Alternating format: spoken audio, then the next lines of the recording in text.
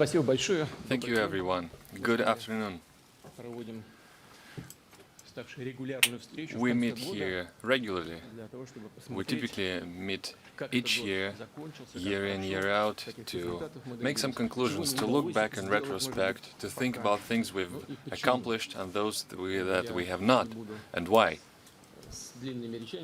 Well, I'll spare you the long statements. I think there are plenty of those wishing to ask their questions, so instead we will have a discussion. And during our meetup today, I'll try to use this opportunity to answer your questions and give you the my best idea of what's going on in the country. Thank you for the interest to these meetings. And let's get started.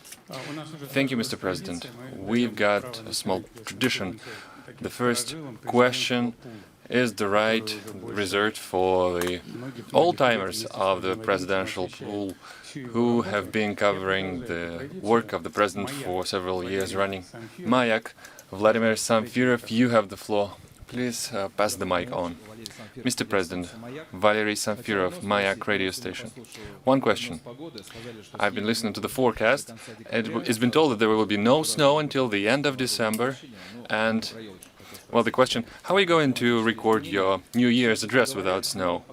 But any jokes aside, the question about climate change, what do you think would be the consequences fraught with it? Is it really happening? What would be the impact for Russia? What climate change bears for Russia? And another thing, this year the Russian Federation joined the Paris climate deal, and according to it, up to 2013 the emissions from our country should be curbed to 25–30%. During the recent VTB press conference you mentioned that we'll be able to cut them by 60%. Was this a slip of tongue, or have you made a mistake? All right, you got me here.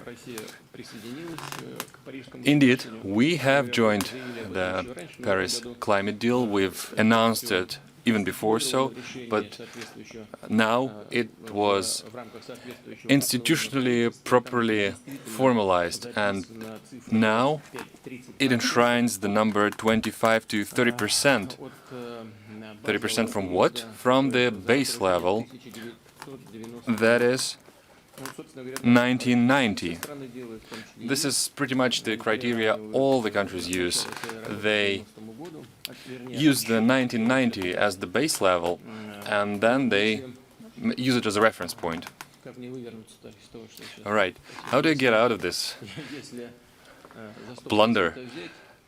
All right, let's use -30% as the 0 point, the reference point.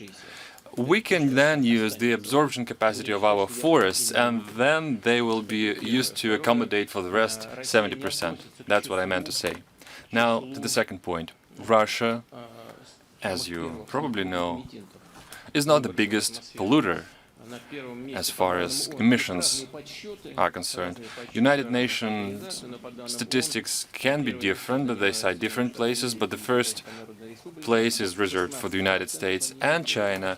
They emit about 60% of the overall emissions. EU accounts for 11, Russia accounts for 6, and India for 5% of global emissions. Now, as you know, the Paris climate deal mandates us to prevent the growth of global temperature by 1.5 degrees. Whether we will be accomplish this goal or not, I don't know. Nobody knows the global reasons for global climate change. All we know is that during the history of Earth there were periods of global cooling and global warming, and it can hinge upon a variety of reasons. A small inclination of axis of rotation of Earth, a small change, a slight change of its orbit around the Sun, all of them can be an impact, all of them can be an influence, and all of it can cause the climate change. Now, there were dramatic changes of temperature in the history of our planet. So, as we are pondering this, let me posit it this way. as we try to calculate the impact of climate change, is really difficult, and yet we cannot stand still. We cannot do nothing about it. So I agree that the question is indeed of urgent importance, and we need to do everything possible to prevent this drastic change of temperatures. Now, to what Russia does about it. The temperature growth pace is 2.5 times higher than the global level. As you are well aware, ours is a northern country.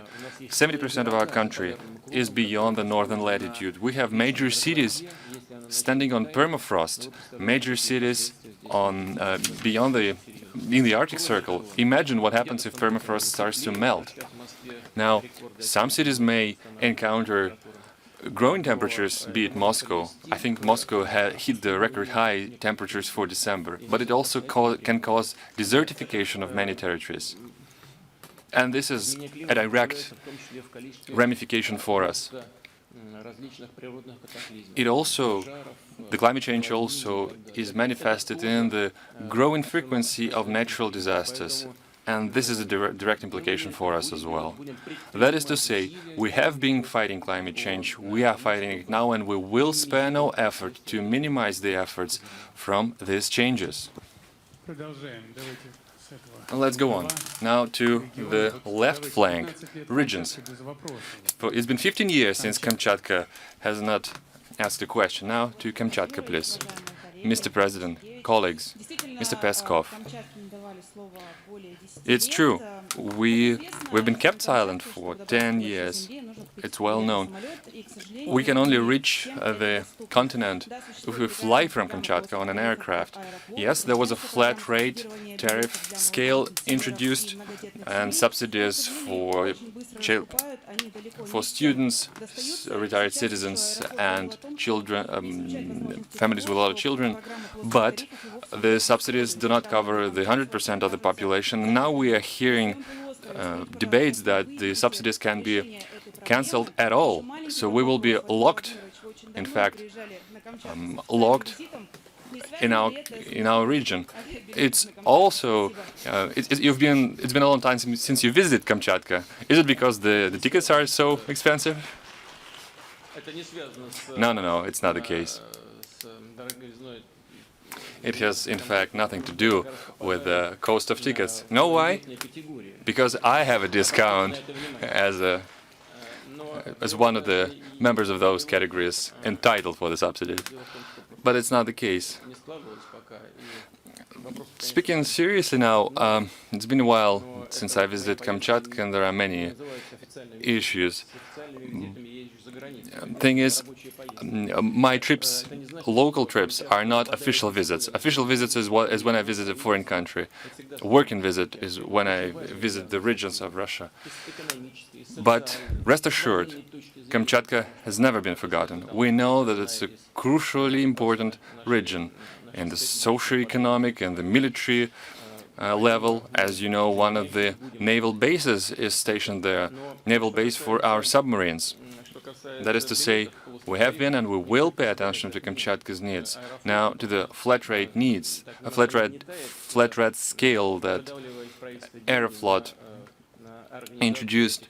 It's been just speculations. That's what they do to get more subsidies from the government, trying to push us to get a little more money. We will continue this work. We will keep the subsidies. But what we need to achieve in the long run is to make the income of our citizens to grow. But we will cover it time and again. The incomes of Russian citizens have been growing far too slow. But simultaneously with this, we will need to push down the commuting costs, including the ticket costs. So far as the global changes are yet to materialize, we will keep the ticket subsidies. Make no mistake. We have discussed this with the Aeroflot leadership and the Vice Minister in Transport. To the mic, please. Well,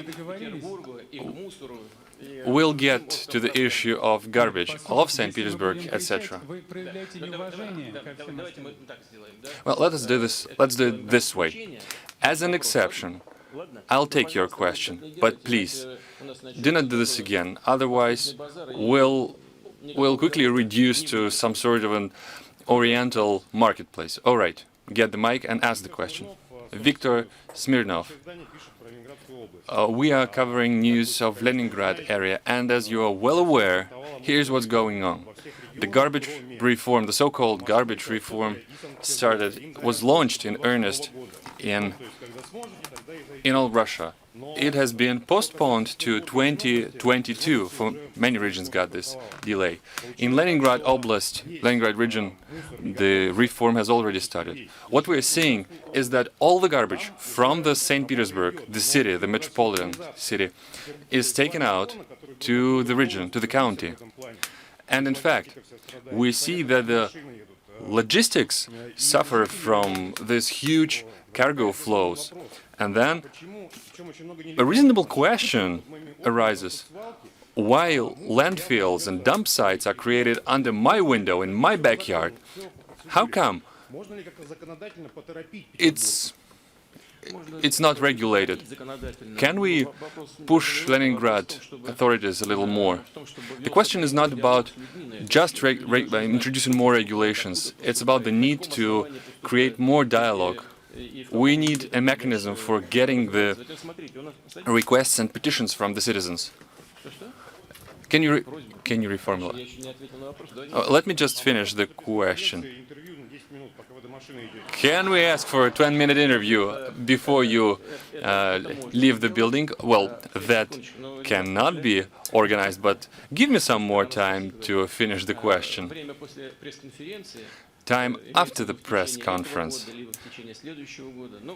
be it this year or the next year, the time after press conference is something that we can allocate for the interview. Now, let me get back to the issue of garbage.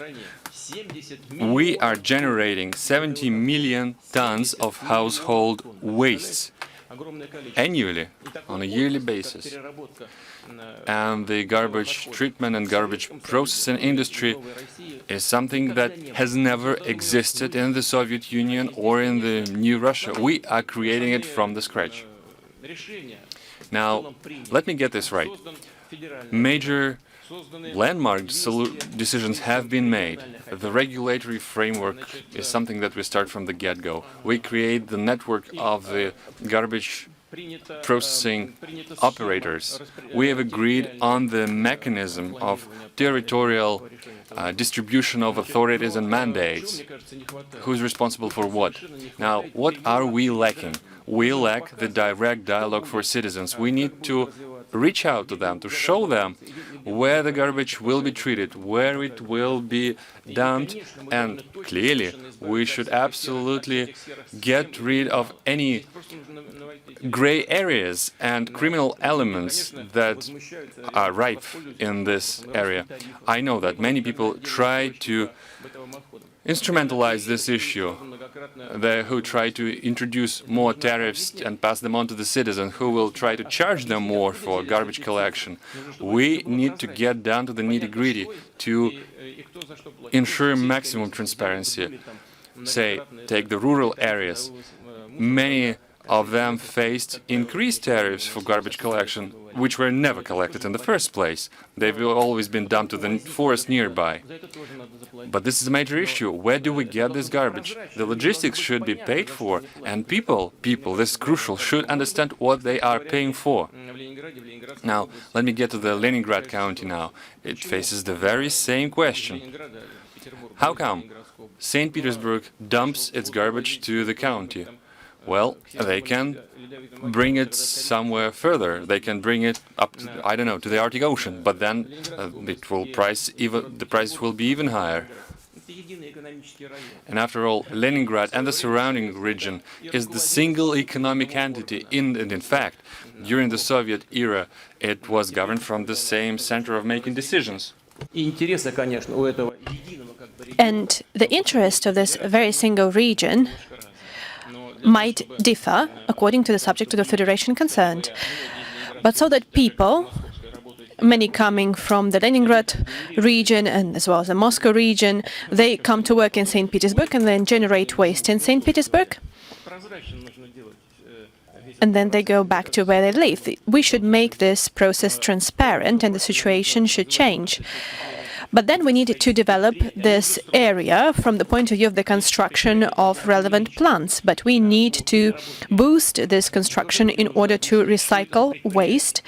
And we need to understand this and to explain to people how those plants are going to function, what would be the damage, if any, for the environment, and would they create any issues for people who live close to those plants. Because in major big cities, for example in Tokyo, those recycling plants are located in the city, and they do not smell, they do not make any fumes, they do not ruin the lives of people, they do not cause any harm for the environment. And if we are going to take into consideration the environment, then we'll have no issues. But then we have to do it as we have decided. And for that, we need public monitoring.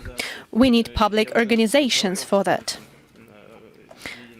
I have already talked with the United Front of Russia leaders, and now I would like them to focus on this issue again, and we will do it together. We will resolve this issue. So, TVC, I remember that in recent years we have ignored their questions, but this year I give them the floor. Matei Shestakov, TV Center. It is often that in the media we are accused that the real sector of economy is based on the heritage of the Soviet Union, the plants were constructed by then, and the fields were exploited back then. What would you say to these people, and what has been done in recent years? Some airports might be constructed, some roads might have been constructed. Well, when it comes to criticism, it's always useful. It makes us think about the topics that were raised by the critics. As for the fact that we are now living off the Soviet heritage, it's impossible not to make use of the 1,000 years of the previous state, and including the USSR period. And many things done in the USSR times are things that we are proud of. For example, the victory in the Great Patriotic War, the first flight into space, etc., etc. We have had many achievements. And we should be grateful to our fathers and forefathers for building such a superpower back then. But as for today, I would say to those people who believe that nothing has changed, I would like to say a couple of words. First and foremost, 75% of industrial capacities when it comes to manufacturing has been creating since the year 2000. The average age of equipment stands at 12 years in the manufacturing industry. What does that mean? It bespeaks of the things done in the recent decade. You talked about airports, so we have built 3 new airports, 45 new roads and 12 new railway stations. Many of them have been deeply modernized. The amount of federal highways has grown twofold, and they adhere to the standards. It used to be at 39, and now it's more than 80.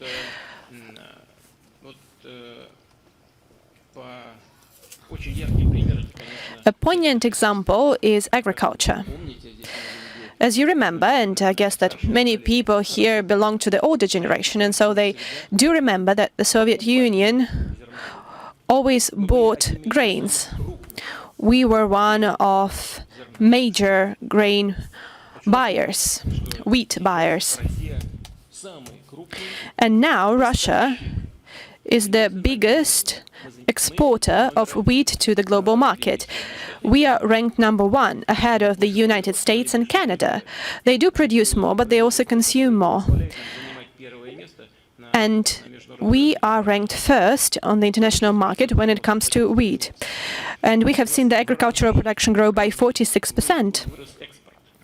And multifold growth in export. $24 billion,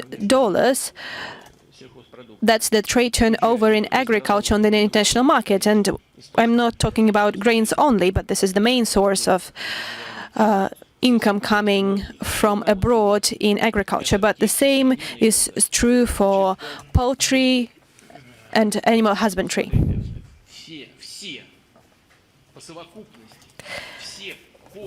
And altogether, all ports of the Soviet Union transshipped 600 million tons. And do you know what is the figure in Russia? 1,104 million.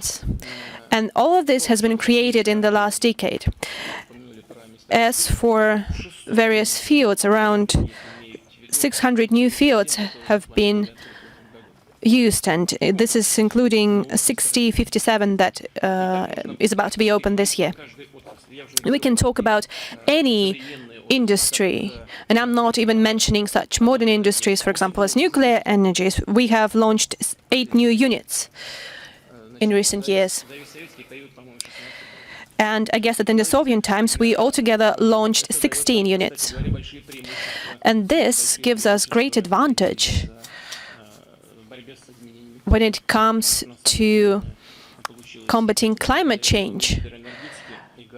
Because thanks to hydropower and gas, we have the greenest economic structure in the world. We have created also new industries, for example, liquefied natural gas. We have created the same industries in the Far East and in the polar region. And in the nuclear energy, we have made a major leap forward when it comes to generation. This is indeed a major leap. And those who believe that we are only living off the heritage of the previous generations and the resources we inherited from the Soviet times are mistaken. Now let's move on to that wing. We have the interregional SME, the Ural.ru. Please give them the mic. Anton Alshenkov. My question is about negative events in the field of medicine, because they are highly relevant, and the queues last for months in various regions of Russia, and the salary of a doctor might be so low that doctors resign in mass. And, for example, the head might receive, the head of the medical department might receive up to 100,000 rubles, while the ordinary doctors only 50,000 rubles. You have held meetings on the primary care, on the medicine in general, and you talked about how all the reforms, all the transformation should have a swift and effect and must be efficient. And I would like to understand why the system remains immobile, and all the reforms that take place are only minor, and no radical solutions that could change the situations for the better are just non-existent. And you personally have been engaged in this area, so I would like to understand why the situation is as such, and maybe we need another management model for medicine, or maybe the state should find resources to support the existing system. As for the model, you should not touch the general model because it is developing, and we see satisfying growth. Of course, issues do exist, and you have mentioned one of them, the level of salary. But in medicine, we have a higher average salary than in other social spheres. And the figures mentioned in my decrees of 2012, we have the growth stipulated in those decrees, but I have to agree with you. Those are only average numbers. You talked about how heads of departments could have higher salaries by ordinary doctors. For example, surgeons might have lower salaries. Yes, we need to resolve this issue. From the point of view of salary, you should look inside this very area itself, because there are ways to change this situation, and they are well known and they are simple. The first thing, you need to increase the insurance policy tariffs, or maybe change something inside this policy. But actually, there is nothing to change, because 70% of money goes for salaries. But if we would change something inside the existing tariff, then we'll have no money left for medicines or equipment. So the second way to resolve this is to increase the tariff itself. But then this would be a burden for the economy altogether, because companies would have to pay for this. And this would lead to an increase in prices and higher inflation. So the increase in salaries, which would be possible in such a case, would be basically eaten up by inflation. So this is not the best solution either. Can we do something inside the existing system? Of course we can. Then we'll see change for the better. This is not enough, though, and together with the growth of our economy, we need to raise the salaries in the social sector, and first and foremost in medicine. I do agree with that. Thank you. Now, as for sports, Match TV, if you are going to ask about sports, though.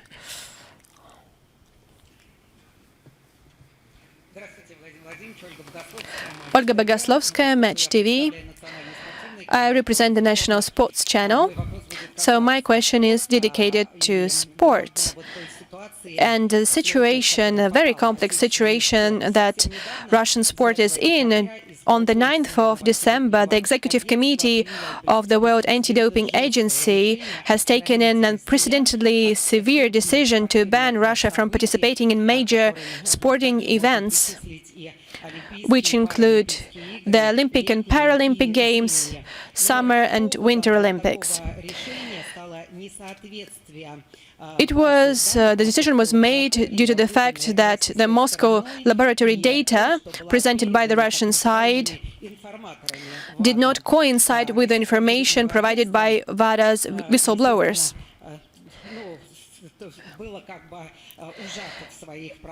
And Russian anti-doping agency's rights have been breached.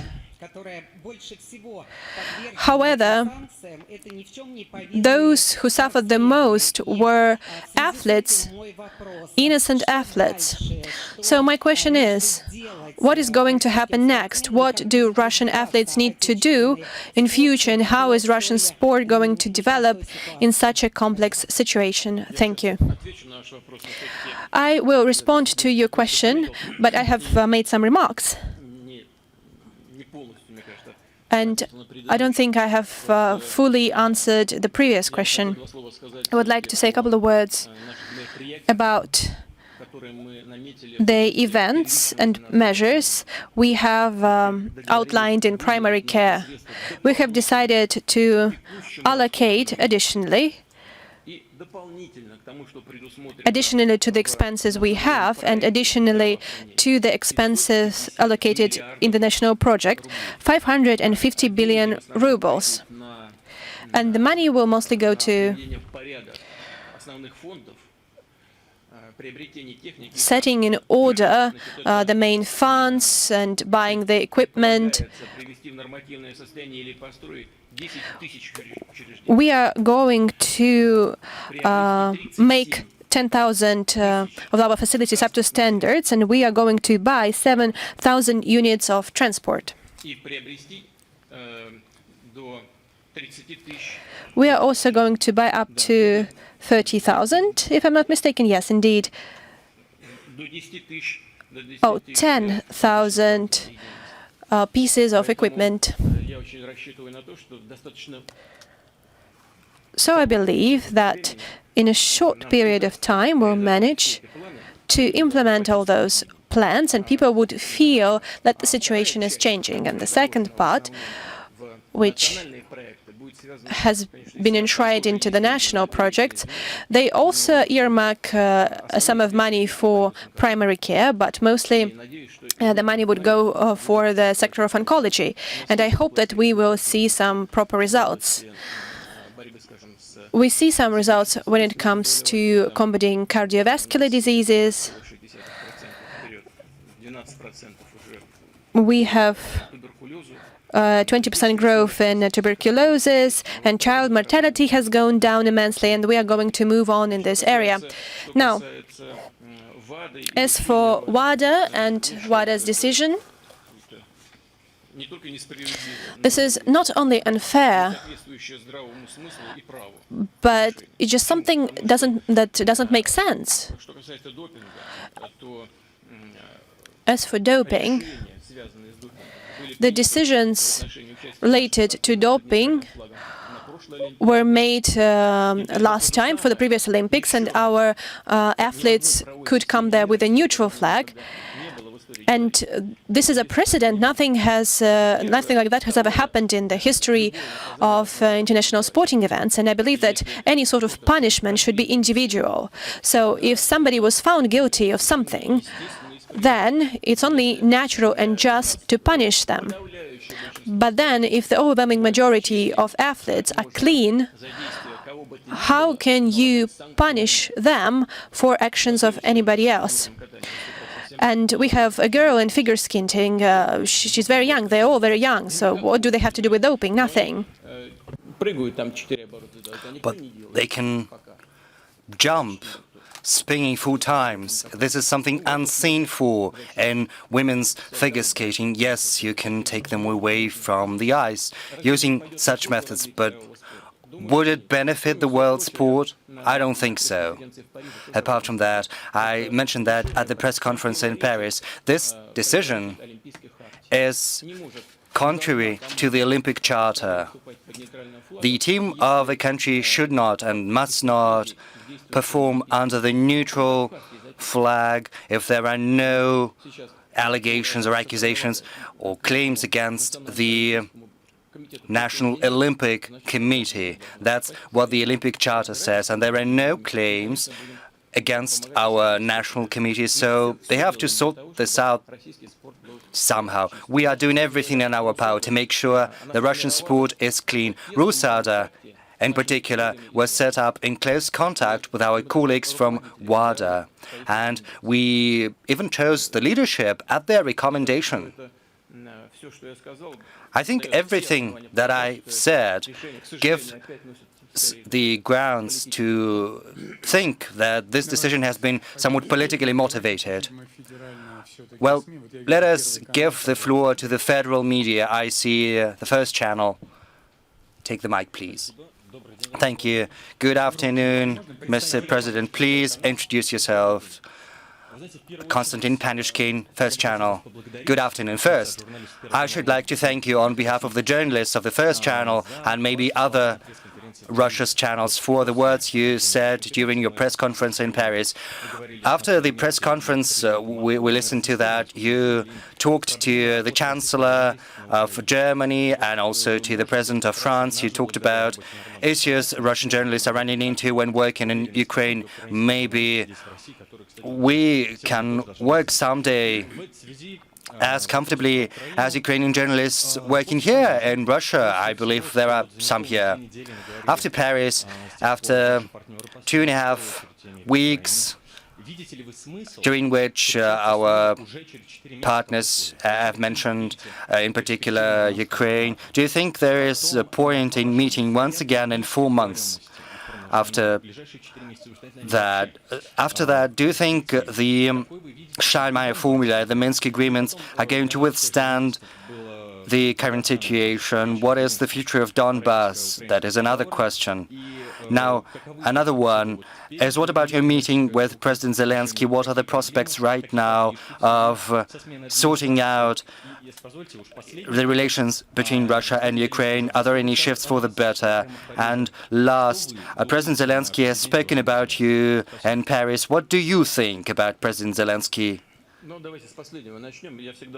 Let's start with the last part of your question. I usually try to avoid answering such questions because I do not think it is proper for me to give answers to such questions, to give any characteristic to my colleagues, even to those who have already left their positions, my counterparts, leaders of other countries. I have never given characteristics to them, as you've probably noticed. Let us give characteristics to historic personalities, but as for those who are still with us, well, it's not proper. Some have advantages, others have disadvantages, but if people make it to this level of power, it means that they've gone through a very serious sieve of selection. They are extraordinary people anyway. As for the Normandy format, the Minsk agreements, I can tell you that there is nothing else, no alternative to the Minsk agreements. And I was very concerned by the statement of President Zelensky after he left Paris, and when he said that the Minsk agreements could be revisited. If the Minsk agreements are revisited, the whole situation can end up in a deadlock, a complete one. Because the centerpiece of the Minsk agreements is the special status law of Donbass, which is supposed to be implemented and incorporated into the basic law of Ukraine, that is the constitution. It has been prolonged for another year, but it's not on a permanent basis. And it's not just me, but other participants of the Normandy 4 that are saying that this law has to be rendered permanent and afterwards incorporated into the basic law of Ukraine. But as it seems, neither the previous leadership of Ukraine nor the current one are unwilling to do that. That's the first thing. Secondly, there is a need for a direct dialogue with Donbass, and there is none. Right now, there is talk about some amendments regarding the decentralization principle. But is it supposed to replace the Minsk agreements? Is it supposed to replace the special status law? How can one imagine that? Yes, one can do that. But the Minsk agreements say that if it's regarding Donbass, then it has to be done in consultation and concert with the representatives of the region. And there's no consent given on their part. Now, as for the next meeting in April, it's going to be relevant if there are any shifts for the better. And there are some, and we have to be objective about that. First, the special status law has been extended, so the basis for settlement has not been lost. Armed forces have been withdrawn from some key points, that's true, but unfortunately our partners in Ukraine for some reason do not want a disengagement along the whole line of contact. I think it's a mistake, but that is the position they have taken. The amount of shelling has gone down, which is an improvement too. Unfortunately, there is still some fire. There are positive things, there are some alarming things, but all of this is a matter for dialogue. That is why it is useful to continue to work in the Normandy format. You mentioned colleagues from Ukraine. Maybe we should give the floor to them. Yes, our traditional guest. Let us give the mic to him. Good afternoon. My name is Roman Sobolik. I represent Union News Agency of Ukraine. I've got no problems working here in Russia. Maybe if Ukrainian tanks were in Kuban, you could probably change your attitude towards that as well. Do you talk about T-72 or T-34? Our main tank is T-64, and it's constructed in Kharkiv. T-64, it was designed back in the Soviet Union. Yes, you mentioned the tanks that were produced there as well. If you'll allow me, as a follow-up to the question on Minsk agreements, can I ask you about the date when you take the decision to dissolve the occupation administration in Luhansk and Donetsk? You are calling them republics, but they are not in the Minsk agreements. And what about the gas? It seems as if you are not going to give us back the $3 billion you owe us under the arbitration procedure. First, dissolution of authorities. That's the first question. The second, gas. Oh, yes, 3 billion.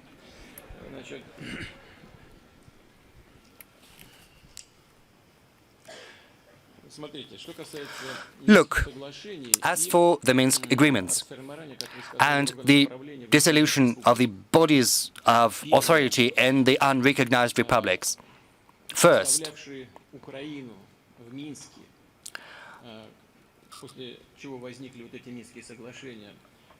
these Minsk agreements were reached after a meeting where Ukraine was represented by President Poroshenko, ex-president, and he insisted that the signatures of heads of two unrecognized republics should be put to these Minsk agreements. They simply cornered me, whereas the heads of these two republics, they were unwilling to put their signatures on that document. I'm going to open to you the secret. So, in the end, we managed to persuade them to sign. So this led to Ukraine itself recognizing that these two republics exist. That was the first part. Secondly, elections were held in those two republics. People came to the polls and they cast their vote. And I think this is an absolutely democratic way of setting up authorities.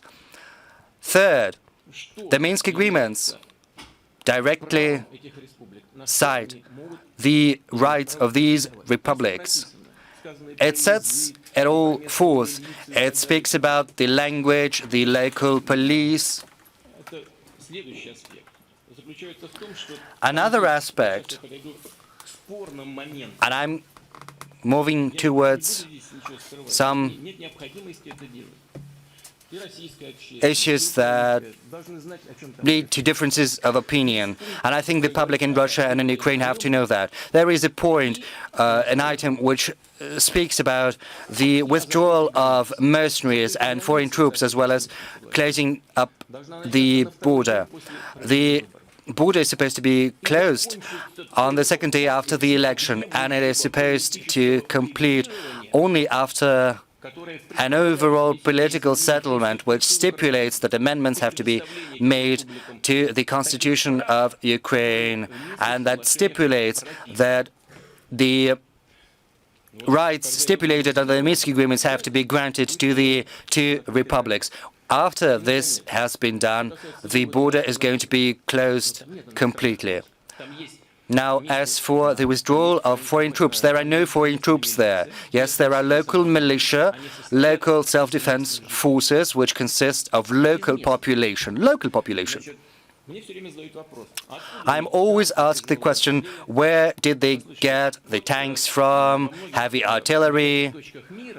Look, in many hotspots all across the world, we see conflicts and hostilities with the use of tanks, artillery, and so on and so forth. Where do they get this equipment from? Maybe from those countries that sympathize with them, the structures of those countries that sympathize with them, but this is their equipment, not equipment imported from abroad. Now, as for mercenaries, I mentioned that in Paris there are French and German who are fighting both sides of the front line. Yes, let's address this issue of mercenaries. But these mercenaries do not form the bulk of these armed groups. And I'm absolutely sincere with you. So far, we see no genuine willingness to address this matter through dialogue with the people. We see no willingness to create favorable conditions. On the contrary, they're trying to create conditions for an armed solution, a forceful solution with the use of aviation. The current president even doesn't remember that aviation was used there. And it was used, I'm telling you that. So I think this old approach is discarded once the current authorities of Ukraine start dialogue with the people. Then it's going to settle the conflict. It was the decision of the Kyiv authorities to separate these territories from the rest of the country. They introduced the blockade themselves. It was not Moscow. But luckily, I see some changes for the better here as well. As you can see, there's been some improvement. There is demining ongoing, but this is not sufficient. There is a long way ahead for the people who live there to start living better. But if they embark upon this path of dialogue, of seeking compromise, then they're going to move forward. If they revert back to their old position of trying to use force to suffocate these republics, it's not going to work. You know, this phrase, Donbass, is not to be messed with. So, they're tough guys, and I do not think that force is going to be sufficient to address this issue. Now, the last part of your question, the gas trade war. 3 billion you mentioned. I'd like to point out that a part of our reserve funds, some of the Russian national welfare has been invested into Ukrainian securities, 3 billion, and there is a London court ruling which has not been observed, which hasn't been respected. We want to address the issue of gas. This is a very delicate matter. As a lawyer by education, I am confident that the decision of the Stockholm arbitration is not legal per se. It is mostly political. Maybe it might seem bizarre to those who are in the audience, but one of the grounds for the ruling passed by the Stockholm Arbitration Court, the dire economic situation is cited of Ukraine. It's just ridiculous. But the decision is there, the ruling is there, and we have to take that into account, and we're going to do that. And we'll seek for a solution which is going to be acceptable to everyone, in particular to Ukraine. And yes, we've built new infrastructure projects, Nord Stream 1, 2, Turk Stream, but despite that, we're still going to retain transit through Ukraine. The question is, with regard to the volume of this transit and the contracts, the terms of those. We're not trying to enter into a contract so as to cut transit afterwards, because we're interested in this route. The Ukrainian route is convenient, even though it is longer to Europe than the Baltic route. So, as it is longer, it is more expensive. But this is a well-established route to Central Europe, to Eastern Europe, and we are willing to preserve it. And we can give a 20-25% discount to Ukraine. We're willing to do that, as I've been telling. And it would help decrease the price for the end user. Instead of increasing the prices as you're planning to do starting from January the 1st, it's going to be 300 and up for all categories of users, in particular individuals. And we are en route to these agreements. And what we are going to try to do is to make sure that Ukraine is happy with these agreements. We have no intention whatsoever to raise tensions in the energy sector or trying to use the situation to somehow influence the state of affairs in Ukraine. We're interested in Ukraine getting resources. We're interested in our consumers in Europe being sure and confident that we have normal relations with our neighbors and everything is going to be according to schedule. Let us move on to that next sector. Next to the curtain, we're going to give the floor to Omsk. I think we've never given Omsk a chance to ask a question so far. There is a woman who has risen. Are you going to be able to give her the floor, the mic, please? We agreed to respect one another. Omsk, good afternoon. Olga Korebova, Arguments and Facts, Omsk. I am editor-in-chief.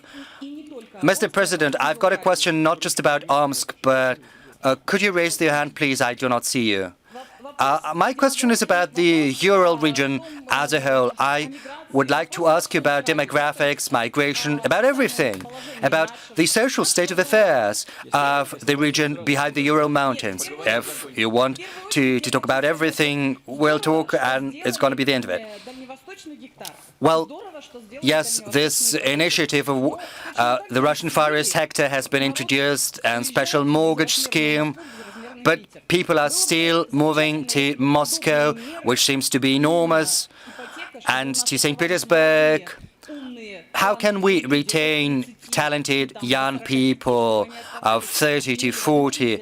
We'd like to live them in our regions. We'd like them to have a chance to get a normal mortgage, to have a residence, a place to live in. Do you have any initiatives to that end? Well, yes, we saw the depopulation in the Russian Far East, which is going far more rapidly than in any other region of Russia. The Russian Far East Hector scheme has been used by a great number of people, and we've extended the opportunity for getting that, not just to those who live in the Russian Far East, but for everyone who wants to move to the Russian Far East and live there.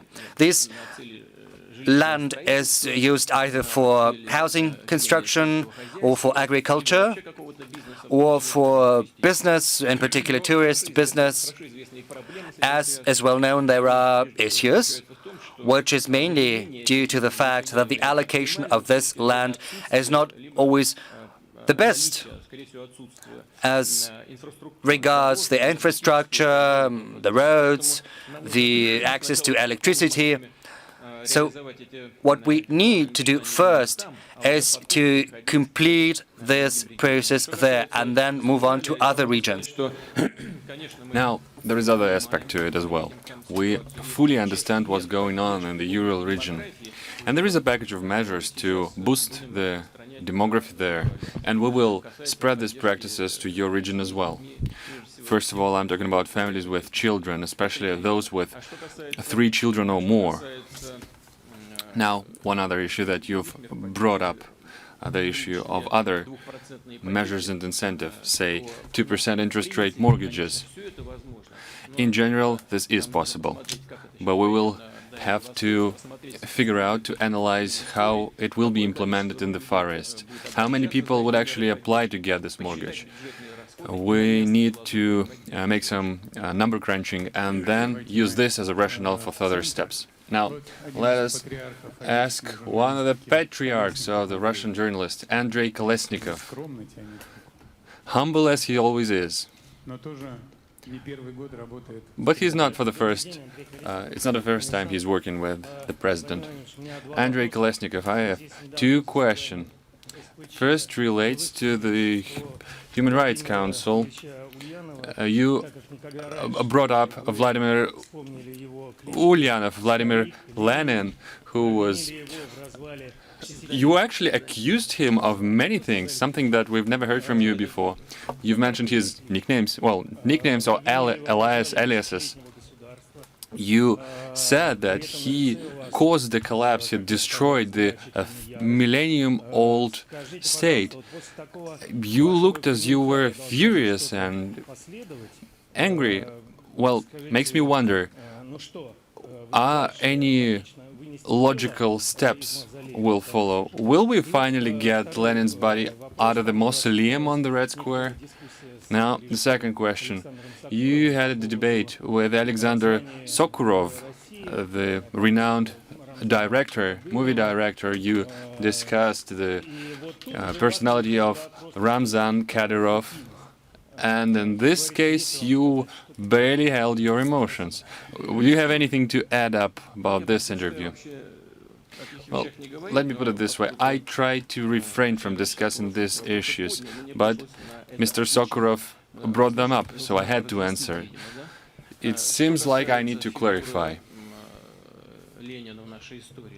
To the role of Lenin in our history and my personal assessments of his, I think he was rather a revolutionary, not a statesman.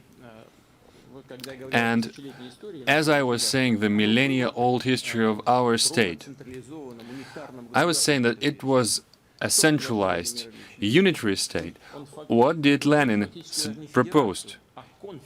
He suggested that we create a confederation, not even a federation, which meant that certain ethnicities were linked to certain federal regions and got no right to leave the Soviet Union. Now, let's look at it this way.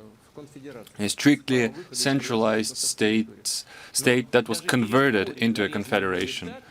But look at it this way. Even the territories, the regions, were delineated in such a way that they did not align with the places where these ethnicities traditionally lived, which immediately created conflict spots. Now look at the Russian Federation. 2,000 conflict spots like this. If we let the situation let loose, it will be more than we bargained for. So, in the end, Lenin formula was adopted. And what have we got here? We've just recently discussed with my Ukrainian counterpart our relationship. We've discussed the genuinely Russian territories that had nothing to do with Ukrainians that were, nevertheless, connected to Ukraine, that were passed on to Ukraine with a really strange, really weird wording, which sounded something like to increase the ratio of proletariat in Ukraine, so as to fight the bourgeois that lived in Ukraine. And it sounds like a rather odd decision, don't you find it? And yet it's part of our history, part of the history whose architect, to a certain extent, was Vladimir Lenin. Now we're trying to figure it out. Now let's look at what communists did. They in fact make the history of the country tantamount to the history of the Communist Party. As soon as the party itself started to collapse, the country itself also got fractured and started to collapse too. That's what I think, and I stick by this opinion until this day. And I think you know it full well, that for a while I worked in the intelligence service. Intelligence service, the KGB of the USSR was a strictly politicized machine, and I had really strict beliefs, watertight beliefs about the leadership of the Communist Party. But now I'm thinking a bit different. I know that geopolitical reasons was something that was not reckoned with as the Soviet Union was collapsed. And as the communist mistakes became more obvious, we saw the collapse of the country. This was a fundamental mistake of the statecraft, of the state building. Now, let's move to the issue of Lenin's body. I don't think that's the gist of the body. We should leave it as is. After all, there are plenty of people, plenty of Russians who feel that this is a part of their identity. This is a reflection of the Soviet accomplishments, of all the good things that the Soviet Union done. Many people like this link their own destinies to the attainments of Vladimir Lenin. We should just move on. We should move on and develop as a country, as a nation.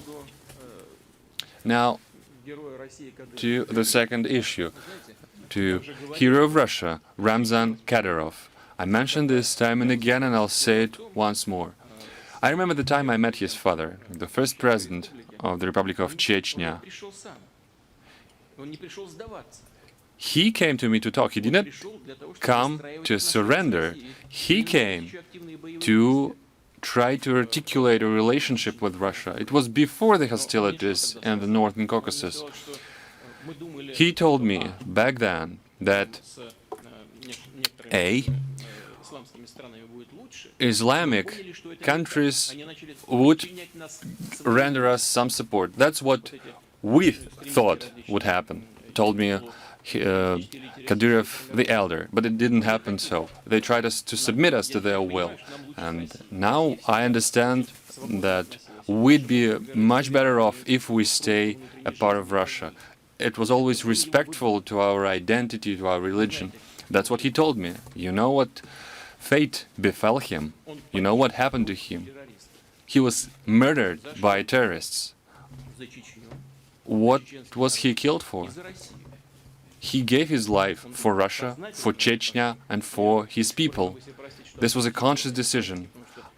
I will always regret the fact that I actually let him go to these festivities. He was back in my office. I told him, come on, just stay here, let's wait for a while, but he went, and you know the rest.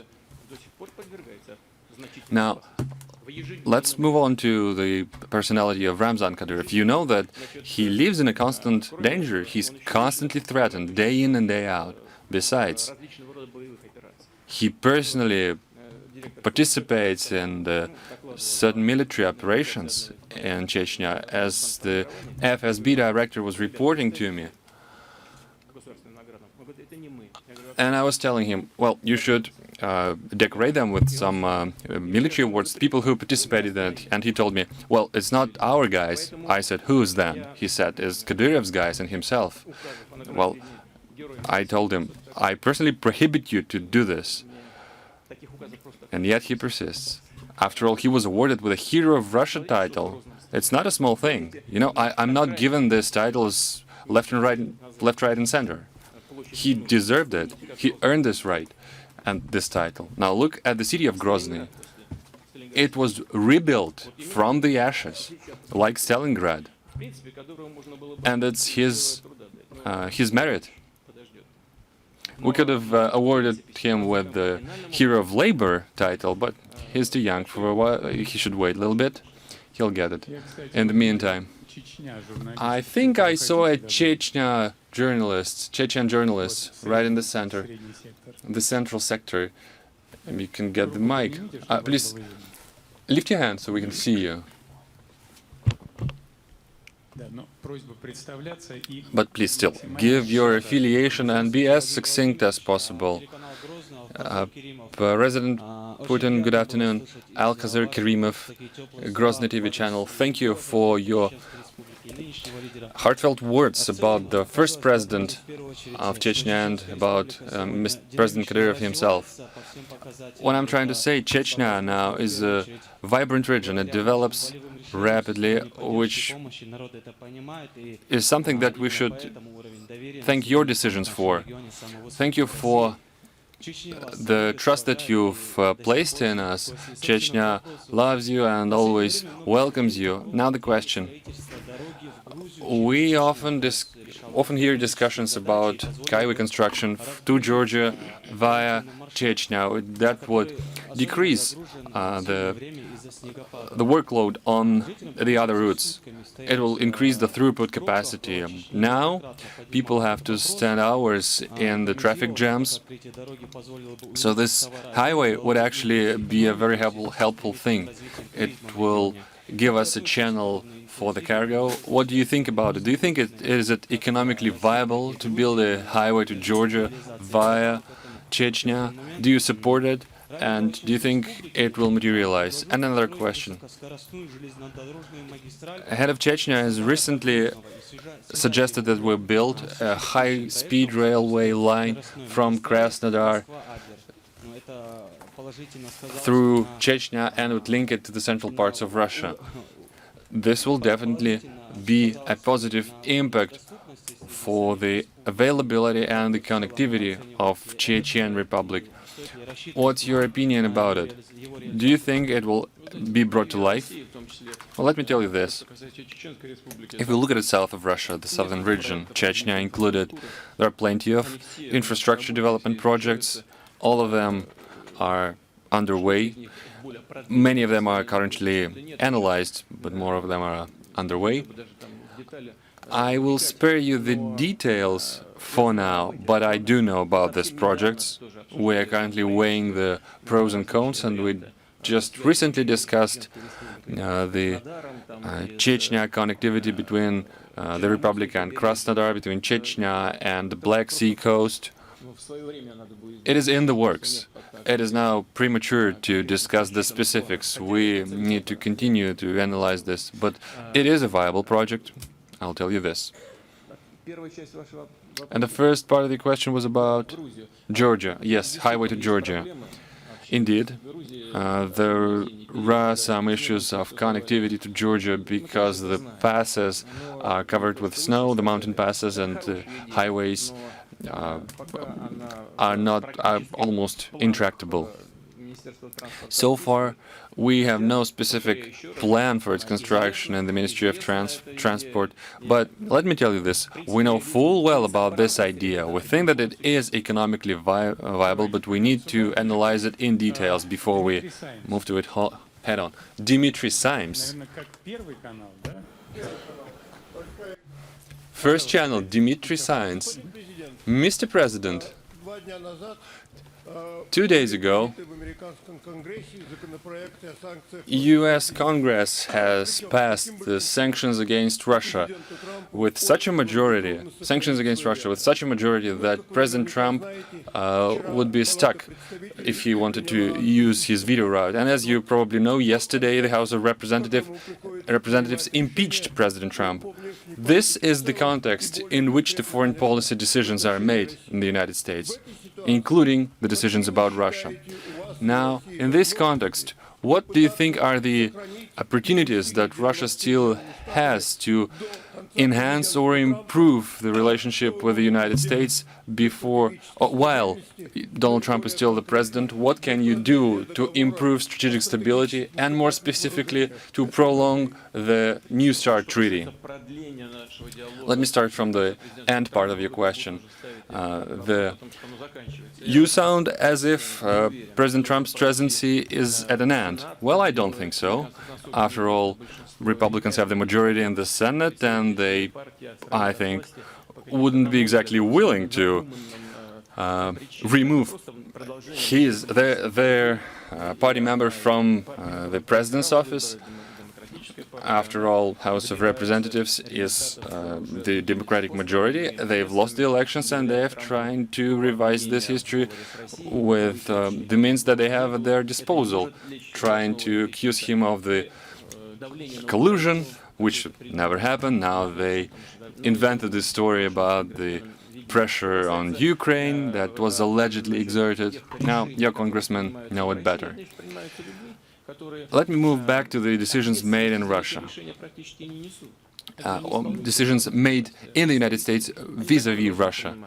These people are legislators, and they should pass laws about their own country. They have no responsibility for their implementation. They have nothing to do with it as they are signed into laws. Now, we know the current approach, that the United States will work with us in the areas where our interests coincide, and they will try to constrain us or try to detain us, whether it is fitting for them. But we know this tactics full well, and this is not an amicable act at all. This is not a friendly policy. They say they want to help Ukraine to keep the transit system intact. Well, I've been just saying this to President Zelensky. We want exactly the same thing. Well, if you want to help, you can chip in, you can send some money, send some financial aid to Ukraine. Well, help them subsidize the budget. Now, after all, they don't send any financial aid, but they give them guarantees for the future possible loans. But this is not actual money, you know? This is not actual support. IMF, where United States holds sway, require them to remove all the discounts for the tariffs, the energy tariffs, and the population will be again very, very discontent. The coal deliveries issue and others is something I can cite as well. The Transcarpathian region. Well, it seems like the current administration supports Ukraine, but at the same time it delivers severe blows to it, requires them to sell the land. For Ukrainians, well, their land is sacred, and I can really get behind this logic. Indeed, opposition immediately jumped at this rationale, and now opposition tries to hurt Zelensky for the alleged fact that he accepted the offer. Now, we are trying to help Ukraine. Now the United States want us to subsidize Ukrainian budget. Why would we do this? Why wouldn't you do it yourself? Do some discounted loans program and propose this to Ukraine. Now, that being said, we stand ready to improve and enhance our relationship with the United States, and we will do it regardless of the fact who is currently resides in the Oval Office and who has the majority in the House of Representatives or in the Senate. Now, you've mentioned it yourself. One of the pillars that we can use to develop our relationship is the global security, and namely the New START treaty. We've tabled our suggestion. I will say it again. By the end of the year, until the year ends, we are still ready to prolong the New START treaty. Just we are waiting for them to send it to us, to communicate it to us via, I don't know, email or any secure channel. We'll put our signature and send it back to the White House. But now it seems that the White House is not ready. So we hear no response to our proposals. Now imagine this, if there is no New START treaty, there is nothing in the world that curtails the arms race, and this is a very bad development. Now to Mir, the first row here.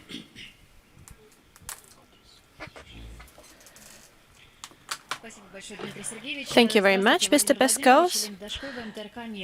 Elena Dashkova, Mir Company, at the meeting of the heads of the CIS countries in Ashgabat, you touched upon the topic of celebration the 75 years of victory in the Great Patriotic War, and you said that this victory is important for every citizen of the Soviet Union.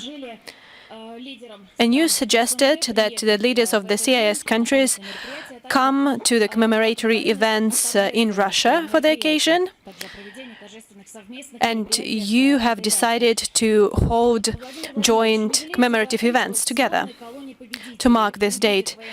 And do you feel sorry that the military men would not march in the commemorative march from all the Soviet republics, including Georgia? Well, that's actually their choice whether to take part in the parade or not.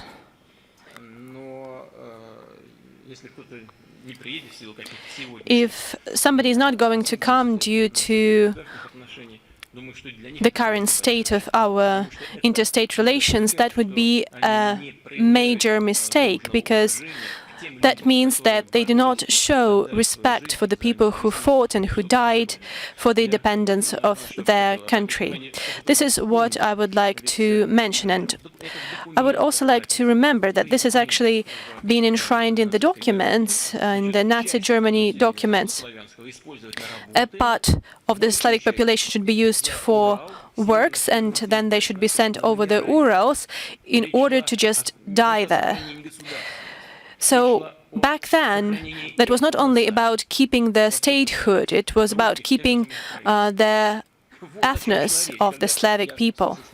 This is what was at stake back then, because when I hear that we should have given up Leningrad, I'm just saying, are you stupid? You wouldn't be here today if we had done that. And of course, the presence of the heirs of those people who defended our independence, who fought for our peoples, this is very symbolic and very important, and we will be glad to see everyone who will accept our invitation. We have a question from Minsk there. I saw a placard with Minsk written on it from Belarus. Then we'll move on to Iran, etc., etc. My name is Nagibina Maria, the Ministry of Ideas TV channel. Continuing the topic of the USSR, I would like to ask the following question. As a result of illegal activities of Gorbachev in 1991, millions of people have suffered due to those illegal activities. And the question is, should we have a legal assessment of the events of 1991?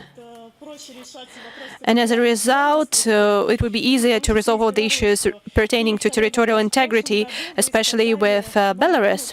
And last year, you raised the question about the constitution of the Russian Federation regarding Article 13.2, regarding the ban on ideology. You said this question should be discussed by the public, and all over the country, the activists are collecting signatures, and they have collected more than 200,000 signatures and have already given them to the State Duma and other federal bodies. Do you think that it was discussed enough by the people? As for a legal assessment of the activities and actions of Gorbachev or by anybody else, I do not understand what it would give us in terms of territorial integrity. The questions and the issues have been resolved, and as to what it might give us, I'm not sure that I understand. As for the constitution and ideology, I've already mentioned that in the Soviet times, everything was highly ideologically loaded, and we had singular ideology, that of the party. And that was one of the triggers for the crash of the USSR, because it started from within, and then all the other countries followed.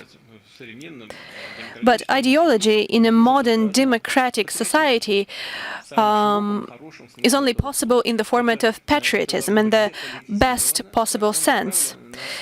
It should be depoliticized, but at the same time should strengthen the core of the Russian state. We have forgotten about the federal news agencies. I see Itartas here on the right. And we kindly ask you to remain in your seats and let's respect one another. This is the press conference of a president. Please sit down. Thank you very much.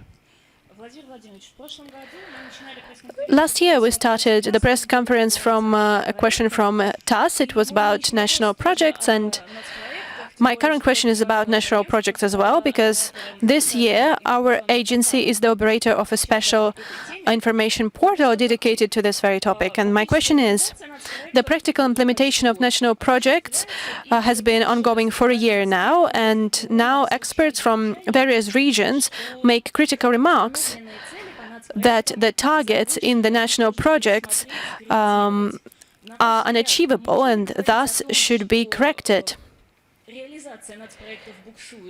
Can you say that the implementation of national projects is at a stalemate? Should we review the targets set out in the projects, or maybe we should come up with additional measures which would help us achieve those targets? For example, personal responsibility for heads of the regions for implementing national projects when it comes to targets, when it comes to the deadline for implementing the projects. Or maybe decentralization might help, for example, expanding the authority of the local executive bodies to have a redistribution of taxes so that they would have more money in their budgets, and using this money they could be more actively engaged in implementing those projects on the ground. I do not think we should review anything. Then we have personal responsibility, but maybe it should be further enforced and detailed. As for the project themselves, those are indeed major projects, and they are one of a kind. We have never worked in such a format using such tools. We had public programs, but that was something quite different. And our projects today are closely tied to targets, and we have allocated resources in order to achieve those targets. And we have also introduced personal responsibility. It is indeed there. And this is the areas we should advance in. As for the stalemate, we should have created from the outset the basis, the appropriate measures, and I was even concerned about how that might move forward. But out of the 38 targets set for this year, 26 targets have been achieved, and 12 have not been achieved. But in such major areas as resettlement of people from dilapidated housing, we have not only achieved the targets, but we have actually exceeded it threefold. So the situation is stable, it is under control, so we need to see what's going on in real life to analyze the results and then make any sort of corrections. But to have an overall review, that's not the case. Now, another federal agency, Interfax. Give the mic to Interfax, please. Ksenia Galavanova from Interfax. This year was fruitful when it came to major cases that caused public outcry. And the meeting, at the meeting of the Human Rights Council, the members talked to you about this, and they talked about the case of Ivan Golunov. You have not commented on this. During the direct line with the president, you called this situation unprecedented, and you said that the people at fault should be found and punished. However, those people have not been found. The materials of this case have been classified, and the investigation is ongoing with regards to people who have not been identified. And I guess that Ivan Golunov's case is a reflection of such characteristics of our law enforcement system that everyone sees and experiences. They do not give out to their own people. Maybe it's time to try to clean this system and to make it more regular once again. And can you guarantee that Ivan Golunov's case would be investigated but not would come to a stalemate? I've already mentioned that I worked in the security bodies at the outset of my career, and when I came there were veterans of the service still working there, and some of them just hid in their own offices when one old-timer came in. He worked in 1936, 1937. Back then, we had those cleanses in law enforcement bodies and security bodies, and in the morning, a person would come to work and a case would be instigated against him, and in the evening, the body of the person executed would be given to the family. So this old-timer actually executed those people. As for cleanses, that did happen in our history, and we shouldn't have anything like that now. The fact that we need to ameliorate the work of the law enforcement bodies, that is true, and public should have control over what's going on in there. This is indeed evident. And in all law enforcement bodies, they have their own security services, and they do work efficiently. And the fact that they do not give out to their own people, this is incorrect to say this, because there might be the cases when the authorities, the local authorities, want to cover someone up, but I do say that those security services do work efficiently, and a sufficient number of criminal cases instigated against the members of law enforcement bodies are based on the materials provided by their own security services. As for Ivan Golunov, so what's going on in there? Indeed, the decision has been made to classify the materials. The decision was made due to the fact that during the investigations there were several issues regarding the criminal proceedings, and this information is classified. But it doesn't mean that the case shouldn't be investigated properly. I would like to tell you that 5 persons have been fired from their positions from the Ministry of the Interior, and criminal cases have been instigated against all those people. And the investigative committee is now conducting the investigation. And now to RIA Novosti. Thank you very much, RIA Novosti, Irina Glushakova. You said that you're a lawyer, so I'm talking about the law, namely the Constitution. Do you think that we should have any amendments to the Constitution now, because such questions have been raised, and if such amendments are overdue, then what kind of amendments? And the changes have been made 10 years ago regarding certain changes to the Constitution. And the second part of my question is political, regarding the political system of our country. In several days, we will celebrate a 20-year anniversary of you coming to power. Maybe we need to make some amendments to the Constitution, for example, to redistribute the power between the parliament, the government, and even the president. And my last question is, do we have political competition in our country? Do we have political competition in our country?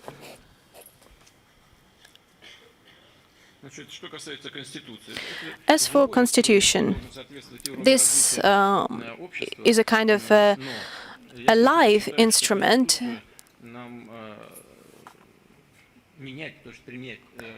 But I do believe that we should not adopt a new constitution. We have the fundamentals in this constitution when we're talking about the first chapter of the constitution, and we cannot change this. We cannot change the first chapter of the constitution. As for other parts of the constitution, we can make amendments. I know about the discussions that are currently ongoing regarding the amendments to the constitution. I hear them. I see that they take place. I understand the logic behind the arguments of those who propose such things, because they talk about the extension of power for the parliament, changing the prerogative distribution between the parliament and the president, etc., etc. But this requires some proper preparation and having discussion in the society. As for previous amendments, they were only related to the amount of terms. As to what can be done regarding the terms, you can change the wording with consecutive terms. Because I have had 2 consecutive terms, then I left my position, and then I had the constitutional right to come back and be president once again, because I didn't have 2 consecutive terms. But then some political pundits do not feel good about this wording. Maybe we could change this. But then there are other issues at stake as well, but they are not very substantial. But I understand those political parties, especially parliamentary groups, that believe that our level of development of parliamentarism and the level of society is such that the parliament should take up more functions and should have more power. We need to think about this. As for political competition, we have 54 parties registered, and 4 of them are currently being eliminated, but 54, that's a good number, and 12 of them act at the federal level. So I believe that this is very much in line with the requirements regarding political competition. And we have not given the opportunity to ask the question to the organizers, Russia 1 channel. The right sector there. Could you please stand up? Alexander Christenko, Russia channel. Our National Welfare Fund is growing. Well, thank God. It has trillions of rubles, and next year we expect even greater numbers. But the leaders of the financial bloc do argue, for example, here in this very hall, should we save the money or should we spend more? Should we spend more to increase the economic growth? And why are we so afraid of inflation? Let's start with your last question. We are not afraid of inflation. We believe that we should have targeted inflation and we should decrease the inflation because it leads to lower real income of the population. So we have some questions that we need to focus on. So inflation translates into higher prices, and we do not want to see higher prices. This is one of the fundamental macroeconomic conditions which ensure economic growth. Inflation expectations undermine investment processes. This is the problem. But I would like to highlight we have some good numbers. Russia is one of the leaders when it comes to emerging markets, when it comes to the state of financial and budget systems. And this year, according to the latest data, we have inflation at 3.25%. This is a very good number. At the start of the next year, we might see 3%. As for reserve funds and the National Welfare Fund, yes, we have seen its growth. It has grown twofold this year, and this is a great figure once again. Whether to spend or not to spend, this is your next question. 20% of the fund, the National Welfare Fund, is already in circulation due to various tools, including the web tool, and 8% has been spent on major direct investment project. For example, the Central Ring Road in Moscow was funded by this fund. We are also buying trains for the Russian railroad company. This is good for our transport sector, this is good for creating jobs, this is good for advancing machine building. And now the money has been allocated for delinking. And they're saying there's a bottleneck there. But if money has not been an investment into the delinking, then the situation would be much worse. So, yes, indeed, we are witnessing changes in the coal market in particular in Europe, and we need to ensure the development of the Eastern testing ground. Maybe we are going to use the money from the National Welfare Fund, and in particular to that end. We have taken a decision in accordance with which we have frozen the spending from the National Welfare Fund until such moment as it has reached 7% of the GDP. We've hit this threshold, it's 7.3%, but the money is going to arrive on the accounts mid-year next year, mid-2020, and after that we can start spending the money actively. But I would like to draw your attention to the fact that these funds are mostly meant to ensure the stability of the national currency. So, to a large extent, this is a cushion for our security. Amid a very acute international crisis in 2008, we performed all our social obligations. Despite a significant decrease in national revenue, we managed to use the money from the National Welfare Fund to make all the social payments that we owed. Yes, it's very simple to throw around money like someone who sows without understanding what is going to happen to the oil prices tomorrow, but we're not going to be careless. We're going to use the money carefully. Let's look here. Yaroslavl, our colleagues from Yaroslavl, could you rise, please, and take the mic? Good afternoon, Mr. President. Arseny Kondratyev, VGTRK, Yaroslavl region. Our follow-up to what Match TV has asked about WADA, not about sport, however, but about the development of the regions. Now that our athletes have been banned from participating in international events, a question has arisen with regard to holding such competitions. Yaroslavl was one of the cities to host the 2022 Volleyball World Cup. For our city, as for many others, it was a unique opportunity to build new sports facilities, to develop the sport and transportation infrastructure. Do you think now the cities are going to lose that? Well, no. WADA has not prohibited these events from being hosted by Russia. They simply recommend. The Europe Championship is gonna take place. I just recently met the head of the UEFA, and he said the tickets have already been sold. No one is going to get back money for that, so it's going to happen.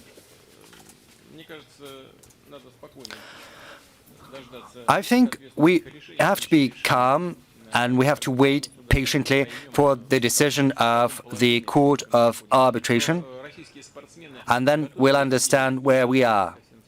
But Russian athletes are still getting ready. They're going to get ready for different competitions.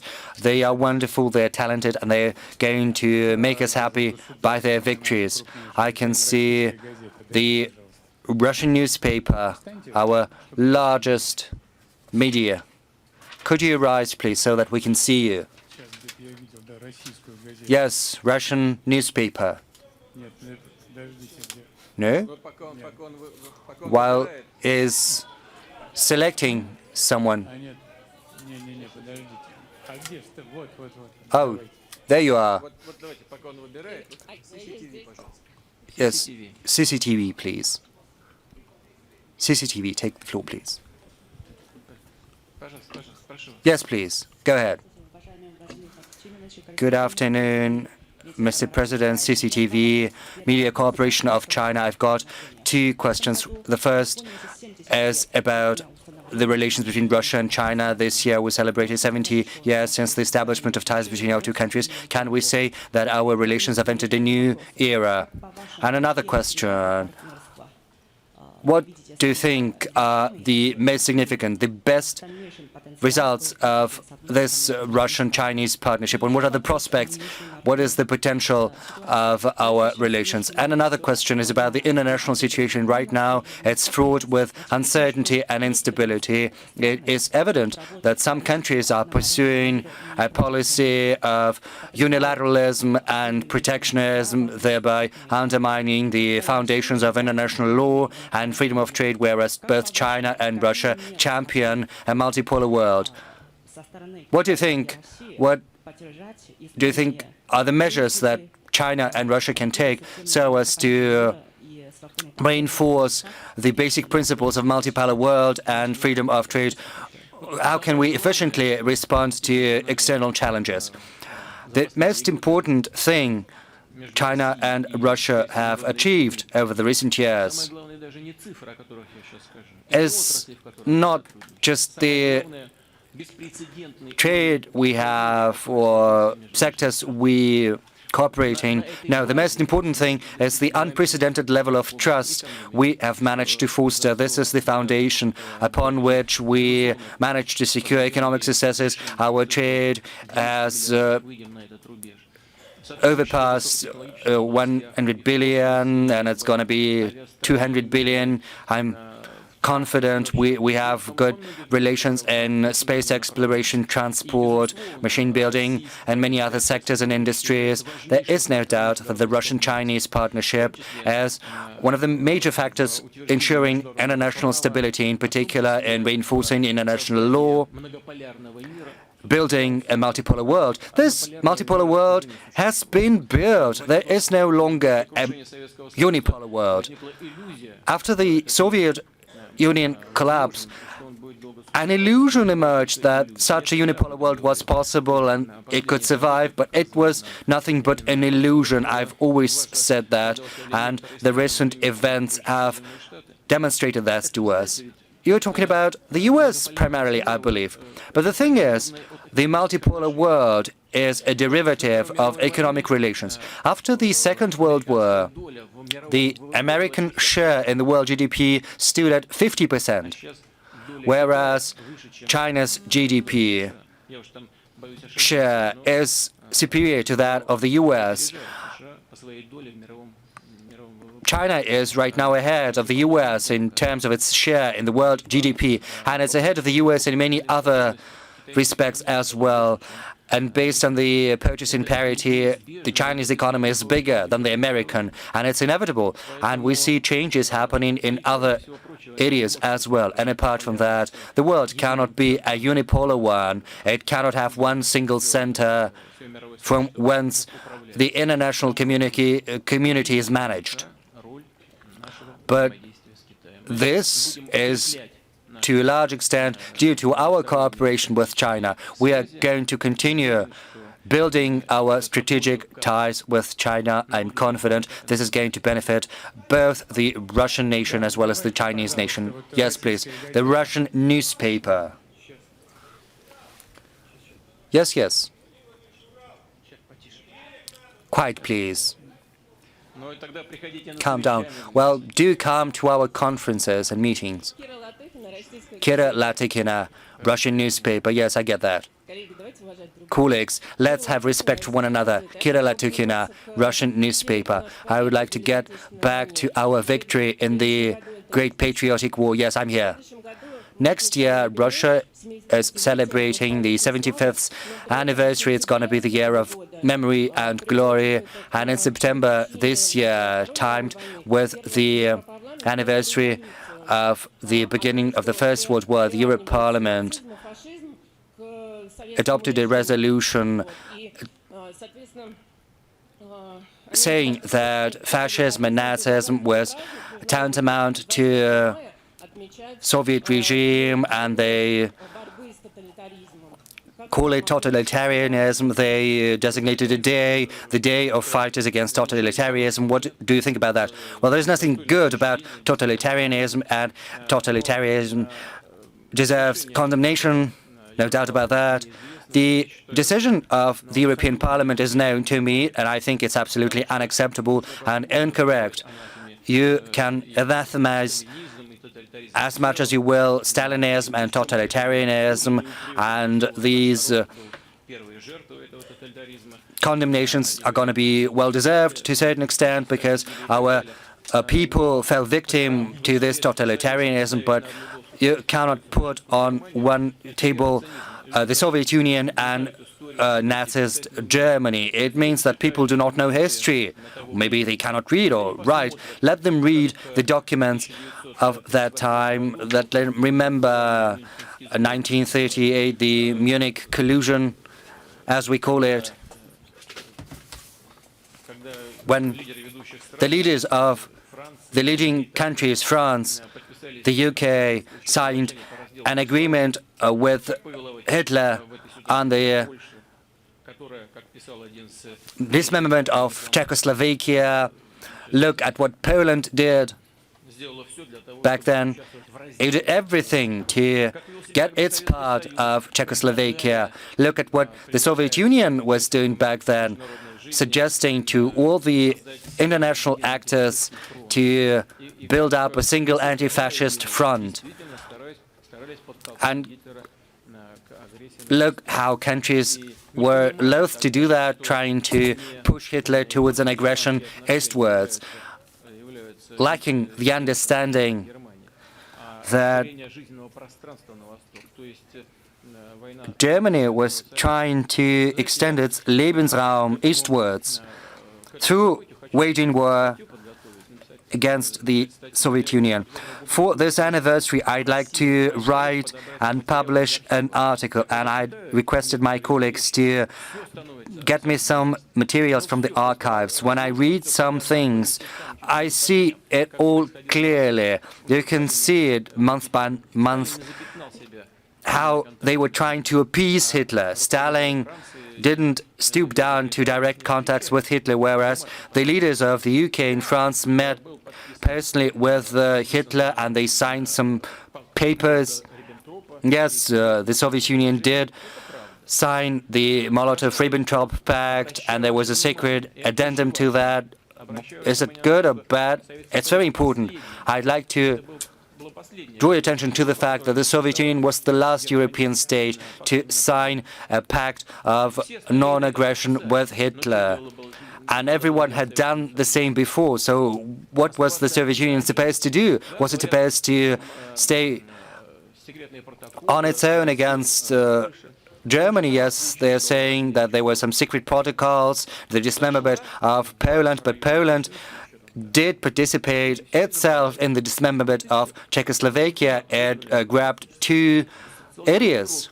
They leveled an ultimatum. They set up a special army for that, for this aggression. But Czechoslovakia simply surrendered and surrendered the territories to Poland. But they did it as well. Yes, the Soviet troops did enter Poland under those protocols. But there is one thing you've to keep in mind. The troops did enter, but only after the Polish government had lost control of its armed forces. And it had lost control over what was happening in Poland, and it was somewhere near the border with Romania, so there was no one to talk to. Moreover, when we talk about the heroic fighters protecting the fortress of Brest, the fascist Germany troops seized Brest-Litovsk, then they liberated it, and it was entered into by the Red Army. And I've got to ask this question of those who make such decisions. We didn't conquer it. The Soviet Union didn't conquer it. First, it was conquered by the German army, then it left, and we seized these territories. I'm going to let you familiarize yourselves with that. I would also like to bring to the attention of our colleagues from the CIS these materials from the archives. If you're interested, do come. Yes, I saw the upper part of the central sector, Irkutsk.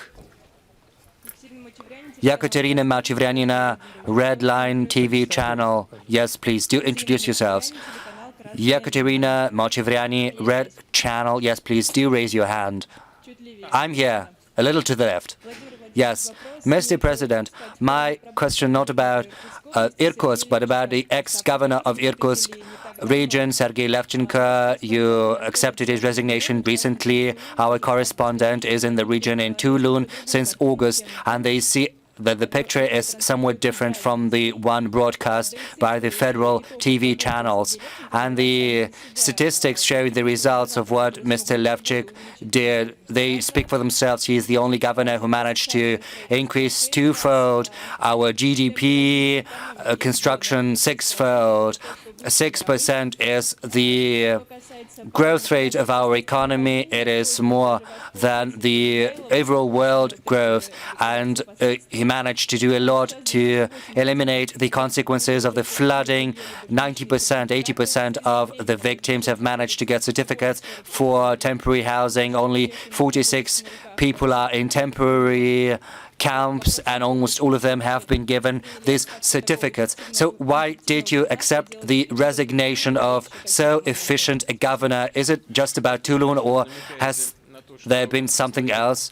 If you are hinting that he is a representative of the Communist Party, I'd like to give you assurances that it has had no bearing on the matter whatsoever. We've got different governors who've won the elections, people from Liberal Democratic Party, from the Communist Party. It has no significance to me. The most important thing for me is his or her efficiency. You've cited some statistics. I've got some statistics myself, and this statistics is very eloquent. telling me that there are many support of the federal center that has allocated some good money. We have forgotten RBC, and they don't deserve that. Please do not shout. There is no need for that. Good afternoon.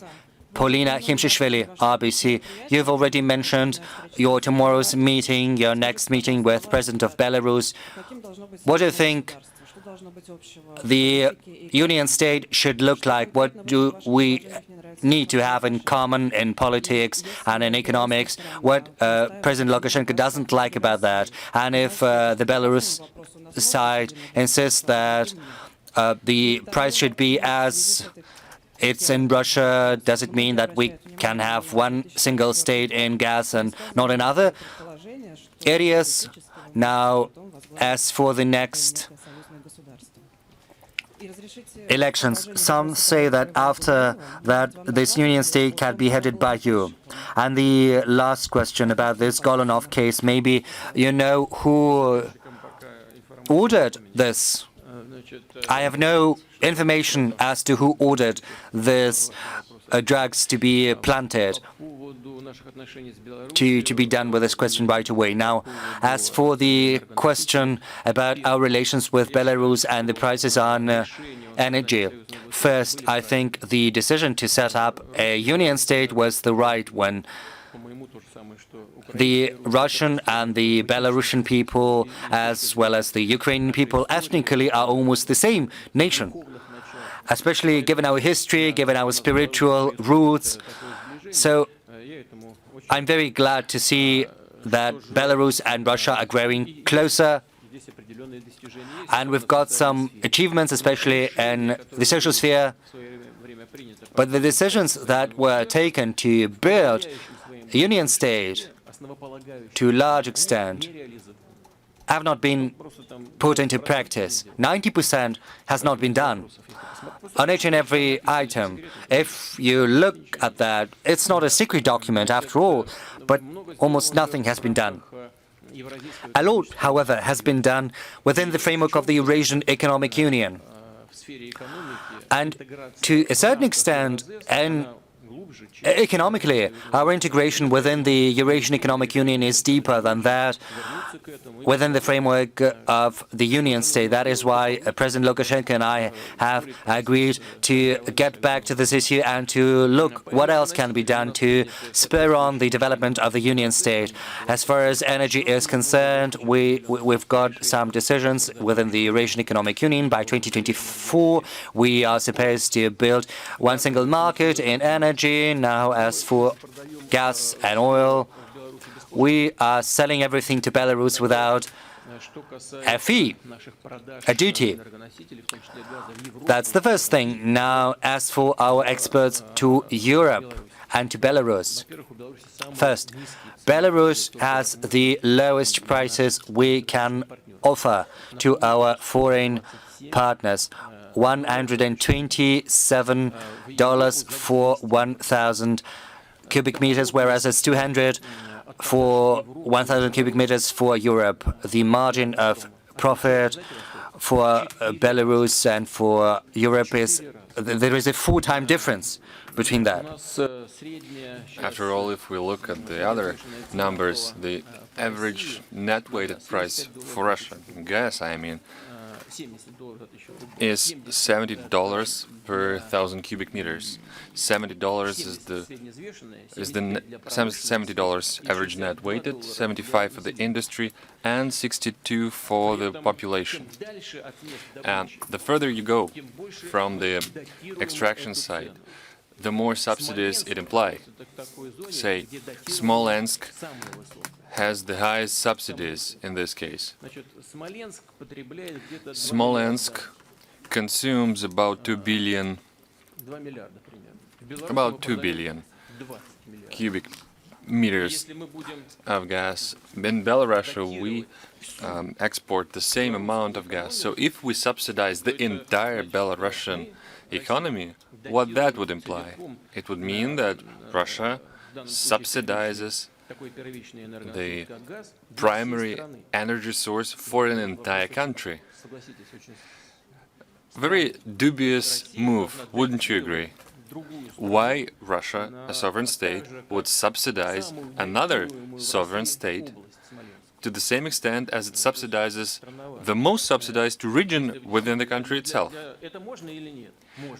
I mean, is it technically possible? It is, but what does it require? It requires a single set of standards, single set of rules, I mean laws, laws on law on taxation, laws on regulation policy, law on budgetary support across the field. It would also imply one other thing. It would imply the single national supervision authorities for the supervision for the monitoring. It would require single regulation in anti-monopoly field. It requires a huge effort. And this effort can only be done if we have political will to do so and determination from both sides. But, by the way, we have such a will, we have such a determination, and we've discussed this with our Belarusian partners, and we are progressing along the way. But we don't know so far whether we will be able to walk this path until the very end. So you are getting ahead of yourself in your question. It's too early, premature perhaps, to say whether we are ready to join our countries or not. And it's premature to say whether it's an erroneous decision to decline this offer or not. And as for the fee-less exports, it indeed is an issue, and we are currently readjusting the taxation system in Russia. We are increasing the mining tax, and simultaneously we are decreasing the customs fees. These are the two simultaneous tracks, and in these instances, in this context, Belarus is indeed losing the premium that it was gaining previously. But this is an internal policy. This is not about Belarus in and of itself. It, just like I said, a matter of internal policy that Ministry of Finance, Ministry of Energy and other federal ministries believe to be the best way to go due to the efficiency losses within the country. That's the way we readjust our own industry. We are fully aware of the issues. We are in constant dialogue with our partners, and we will continue this dialogue. Let me remind you this. We support our Belarusian friends in many, many ways. I think we allocated them about $7 billion worth of loans, and we will continue to extending them those loans. But this should be done as a part of an overall dialogue. We are ready to open up our market to them. You know that about 97% of agricultural produce is exported to Russia exactly. What I'm saying is we are doing a very calm and sustained effort on this track. Some issues we have arranged, some have not. We'll continue this work. Now, let us move some eastwards from our European borders. Magadan, please stand up. To the mic, please. The question cannot be...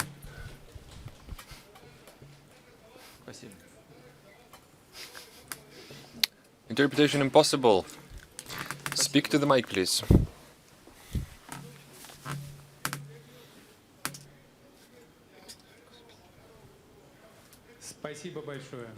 Thank you very much. All right, now to Magadan has the floor. Olga Burlia, Dalma Plus TV channel. Thank you from the citizens of Kolyma for your support of the Far East and your attention to matters of relevance to the Far East. Now, let me get back to the issue of the mortgage issue on the Far East. In our region, the program is in the full swing. There are people who got the mortgages, the 2% mortgages. Or don't you think that the banks will stiffen the regulation for the bad borrowers? It is well known that now many people face issues as they try to use the so-called mother's capital, as they try to reimburse banks using these funds, to reimburse banks with their TDs or with their mortgages. Do you think that state support can be provided for this program? Now, first, banks are not declining to use the mother's capital to pay off a part of the mortgage, but the procedure to get these funds to use them is indeed very complicated, and we have to streamline this. We need to drive down the number of days that it takes to use the maternity capital to pay off the mortgage debt. And this work is underway. We'll try to reduce the number of days required by half, but some of my colleagues say that even this is not enough. What do we do in this case? We should perhaps induce and promote the usage of the so-called electronic document workflow, so that the pension fund that processes the maternity capital, the developers, would be able to communicate electronically, so that a person files a petition or an application, and the banks receives it in an electronic form, then sends it to the pension fund. This should and can be done. We've just discussed this recently with my colleagues in the government, and we'll proceed exactly like this. Now, to the matter of 2% mortgage rate. Why would banks decline the applications of bad borrowers? We are subsidizing them. This will absolutely a profitable thing for them. So I expect no difficulties in this case. I think this should go pretty smooth, but we have to look at how these measures are implemented in practice, on the ground. Okay, a question to the foreign media. Give your affiliation, please. Good afternoon, Mr. President. My name is Christian Ash. I'm head of the Spiegel Moscow's office. I have a question about the issue that is a major concern and an irritant for Germany. Murder of a Georgian citizen in Germany, a Chechen individual, Selimhan Kangashvili. Now, we are seeing direct contradictions between the information that Moscow provides and that Berlin has. It clashes. And I have a question about this case. Now, it turned out that the German part did not receive the appropriate information from Russia, and it turns out that there is an individual under the same name who was imprisoned previously in Russia, so there must be identity details about this person. And other thing that you've already mentioned after the press conference in Paris. Russia has repeatedly raised the question about the extradition of this person, the German case. And German Minister of Interior has recently said that there were no petitions, no documents sent in this regard. Who is right, you or him? Both of us are right. Well, these questions have been discussed repeatedly on the matter of on the level of special services, but no official application was sent through the General Prosecutor's Office. Our authorities deemed it unnecessary because this would produce no result. The guy in question is a violent criminal. He is responsible for 98 deaths in the Northern Caucasus. He's a ruthless killer. In many countries, we see national mourning announced after a lower victim count. So he's a ruthless criminal, and he was implicated in the Moscow subway explosions. Indeed, his issue was repeatedly brought up in our interagency discussion. The key thing that we need to understand is this: the cooperation should be a full-fledged and it should be a two-way street. We need reciprocity. Please understand when I say this. We are looking at Syria, at what's going on in the refugee camps and the prisons where ISIS fighters are imprisoned. The majority of people there are the expatriates of Central Asian countries.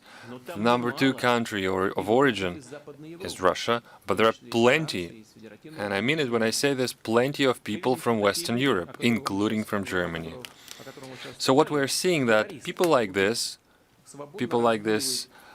who are ruthless murderers, who are free to walk the European capitals. He was killed in the center of Berlin, meaning that the guy was just strolling in the city center.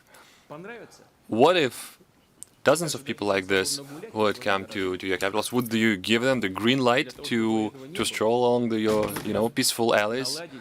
In order to prevent this from happening, we need cooperation, an efficient cooperation, a cooperation on a reciprocal basis, and that's exactly what we are urging to do.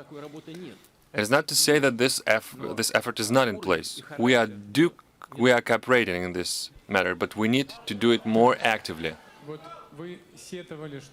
I think somebody had deplored that you didn't have a chance to answer the question. I'm sorry. Let me add this up. We had warned Americans about the 2 brothers who were responsible for the Boston Marathon explosion. We warned them time and again, but our warning was ignored, and they killed so many people during the Boston Marathon. And now you have thugs like this walking in Berlin. Please give your affiliation. Thank you for giving me the floor. Please give your affiliation. Svetlana Drobisheva, the former employee of Ogonyok and the Russian Gazette, and even the Russian Pravda. So I had a chance to work in every single one of them. Mr. President, I actually took off my glasses. I didn't think that I have a chance to ask a question. First, I wanted to give you a present, the Ogonyok magazine from the 2000 with my open letter to you, as you were just starting on your presidential career. The name of the article, the name of this address was where the teacher's monument stands. Let me elaborate a little on this. In the capital of Dagestan, the central city of Dagestan, the monument to a teacher was erected, and I'm very grateful for this. But I have another question about the Great Patriotic War. So please be concise, if you may. I will pass on the gift and the questions. I'm asking for a pardon for the person who built this monument. It's called. The guy's name is Said Amirov, who is currently imprisoned, and there's plenty of evidence that it was actually a libel that put him into jail. And another question about the spring of 1945. First, can we kindly ask you to decorate the Hero of Russia award to Sofia Arakcheva, a woman, a Russian intelligence officer who died, who was tortured to death in the front line in 1945. And also, we want to thank the former governor who put a monument to her honor in Orlovsk area. And we wanted to thank for all those people who put their signatures on the initiative to put this monument. And the second question, I'll try to be as brief as possible. Please be respectful to your colleagues. Now, all right. As for the Hero of Russia decoration, I don't have any materials. I will ask my colleagues to dig the archives. As for the pardons, we have received such petitions, and I will look into them with more deliberation. But you know what? There is a court decision delivered on this. And after all, the investigation proved his guilt, so there is evidence. The pardoning him is another issue, but it was not a libel. His guilt was evidence. I know about this case. I'll think about it a little bit more. Do we have a dialogue, or am I responding? Finally, please communicate us the materials. And as for the invitation to participate in the, please send you the list of the people that you want to see on the parade. The fifth channel, I'd like to give the floor to you. Please, no shouting, please. Mr. President. St. Petersburg, fifth channel. Evgeny Gusev, Vesti Center, and the fifth channel. The question is the following. Sanctions and political pressure exerted by the European Union. A graphic example. Latvia has just recently banned several TV channels, including fifth channel. Not exactly a pleasant situation. Now we're seeing a conflict in Estonia, a conflict with the TV channels. You know what? Over the recent time, we see that the situation is growing ever worse. Don't you think that the situation between the media and the European Union authorities will get any better anytime soon? Do you think that these sanctions have any point at all? What is the impact of this pressure, and what would be the consequences of that? We have discussed this topic several times. There are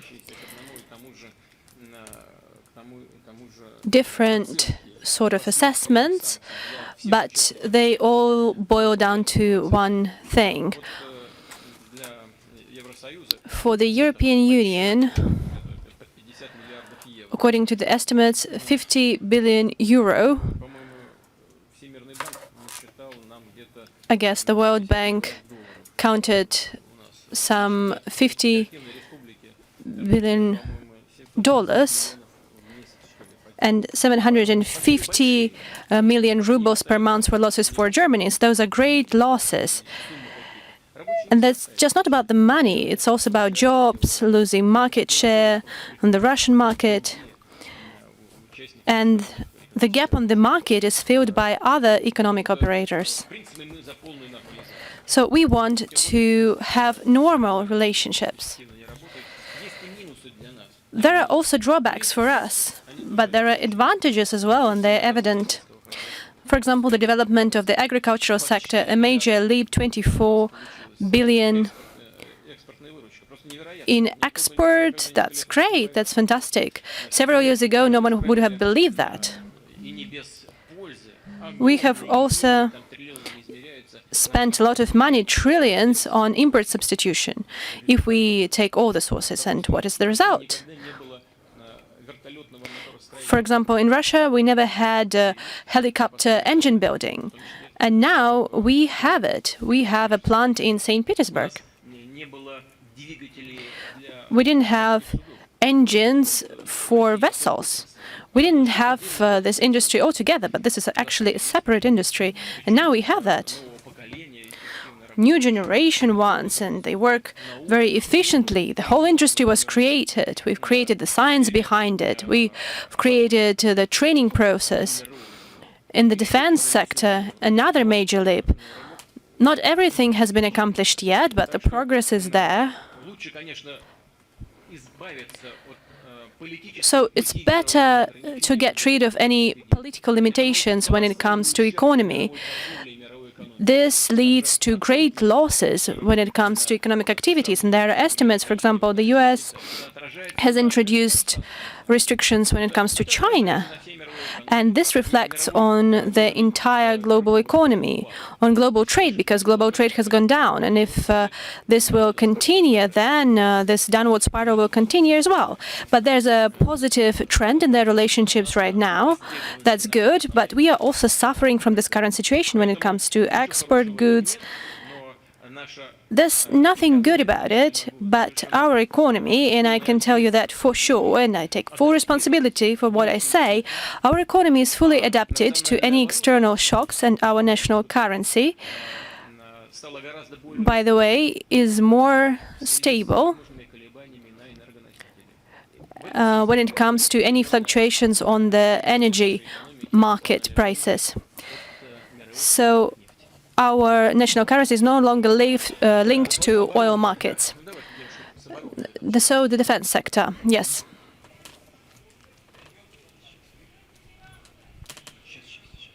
Yes. I'm Lydia Novoseltseva. I represent the Rostov region. Back from the Soviet times, we have a number of defense companies were in our region. The latest achievements of science and military equipment productions, we can talk about a true advancement. I'm sorry, I'm a little worried. So do you consider any additional measure to support the competitive nature of our military and defense complex in the coming years? And if you would allow me, the next year we'll see a number of important dates: 75 years since the victory in the Great Patriotic War and 450 years since Kazakhs have been at the service of the state.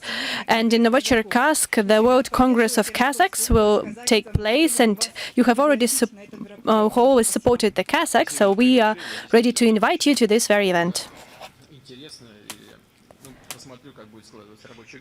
So I'll see if my schedule would allow me to visit. As for the defense and military complex, we have managed to develop it, and we are developing it quite rapidly using the latest scientific achievements and technological achievements. The first thing we've accomplished, we've managed to modernize the production bases, because we have earmarked a lot of money, I think 3 trillion rubles, in order to have this modernization.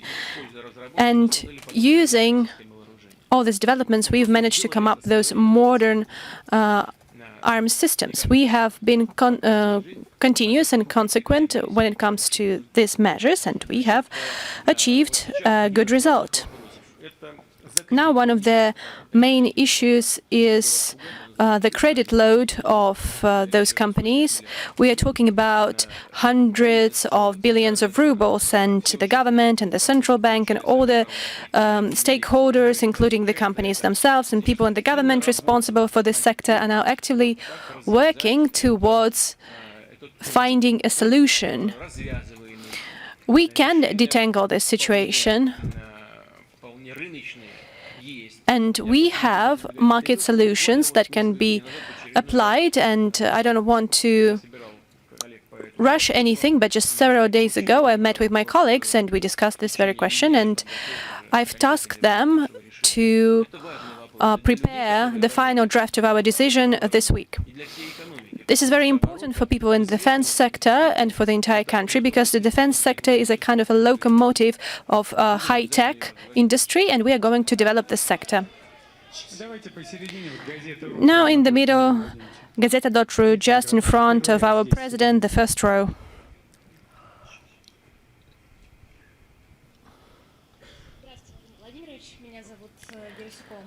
My name is Margarita Gersykova. I'm from Gazeta.ru. In May of this year, you said the following: if anyone can have monopoly in artificial intelligence, then the result would be clear. They would rule the world. Can you tell us about Russia's position in this artificial intelligence race? So are we at the lead or are we at the back? So what kind of projects can see the application of artificial intelligence technologies for ordinary people. For example, when it comes to banking, Sberbank is actively introducing digital technologies when they're working and servicing their clients.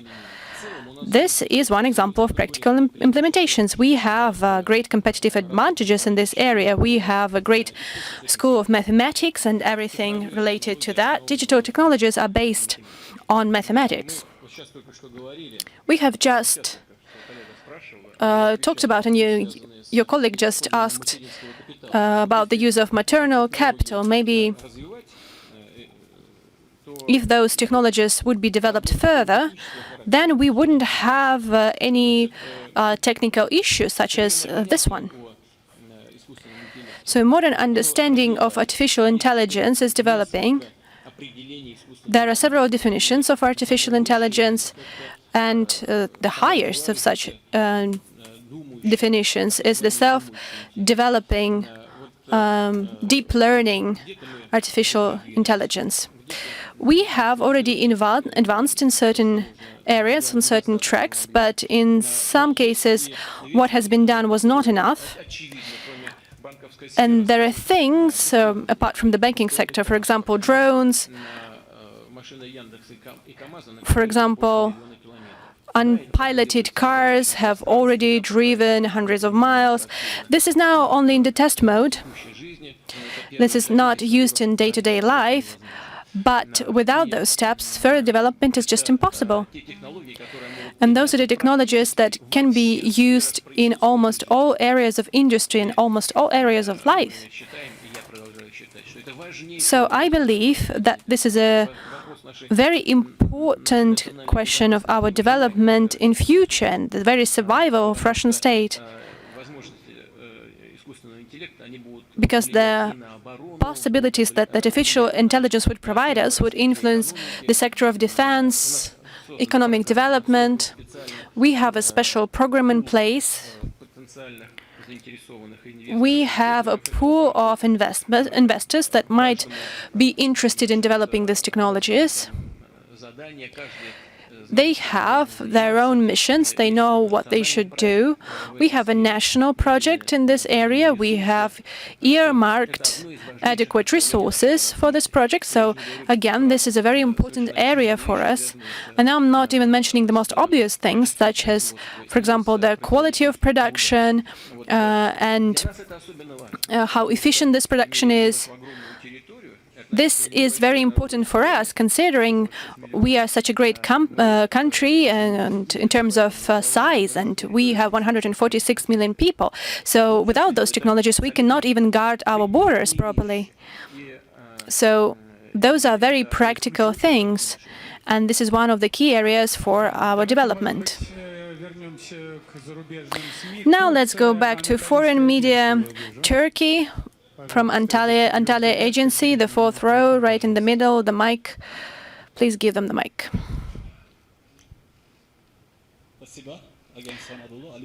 Thank you very much. Russia has highlighted that it supports the legitimate government of Syria and in other countries that are experiencing a crisis. And in Libya, there's also a crisis. There's the legitimate government, which has been recognized by the international community. But Western media states that Russia supports the so-called Libyan National Army and Russian militants support them. How could you comment on that? And are you going to discuss this with President Erdogan in the context of Syria, for example? And what else are you going to discuss with him? Do you believe what they write in the Western media? Do you believe in everything? Just read what they write about Turkey, and you will change your mind. But seriously speaking, we are aware of the situation. We know that both parties have been contacted by various parties from Western countries, and they have different level of relationships with them. And Russia is in touch with Sarraj's government and with Marshal Haftar's forces, and we are keeping in touch with our partners in Turkey and in Europe. We understand that this is a very acute issue, but you're also well aware what people let this situation deteriorate like this, because Russia was against using arms in Libya, and the relevant Security Council resolution banned the former leader Gaddafi of using his own measures with regards to armed forces. And instead of that, Western coalition decided to use aviation against Libya. So they have perverted the Security Council resolution. And the country that used to flourish and the level of life was actually on par with some European countries is now in chaos. It is fully distracted and the civil war is still ongoing. So who's right, who's wrong, it's very difficult to say. But as of official Russian government, we keep in touch with Mr. Saranj and with Mr. Haftar. And from our viewpoint, it would be best to find a solution for the conflicting parties that would allow to put an end to the military activities and to decide on who, when, and how would rule the country. And Libya wants to see this in practice, and this is what we are going to discuss with our partners in Europe. And I have just discussed it on the phone with the German Chancellor and with the President of France. We talked about this with President Erdogan. And these days, in the next days, we'll have a very representative delegation from Turkey coming to Moscow, and they are also going to discuss this very issue. I hope that we will find solutions that would be accepted by Libya, by Libyan people, and together with the UN Special Envoy, Mr. Salami, we will find a final solution to this problem. Now here on the left, Prime Agency, they have the smallest placard.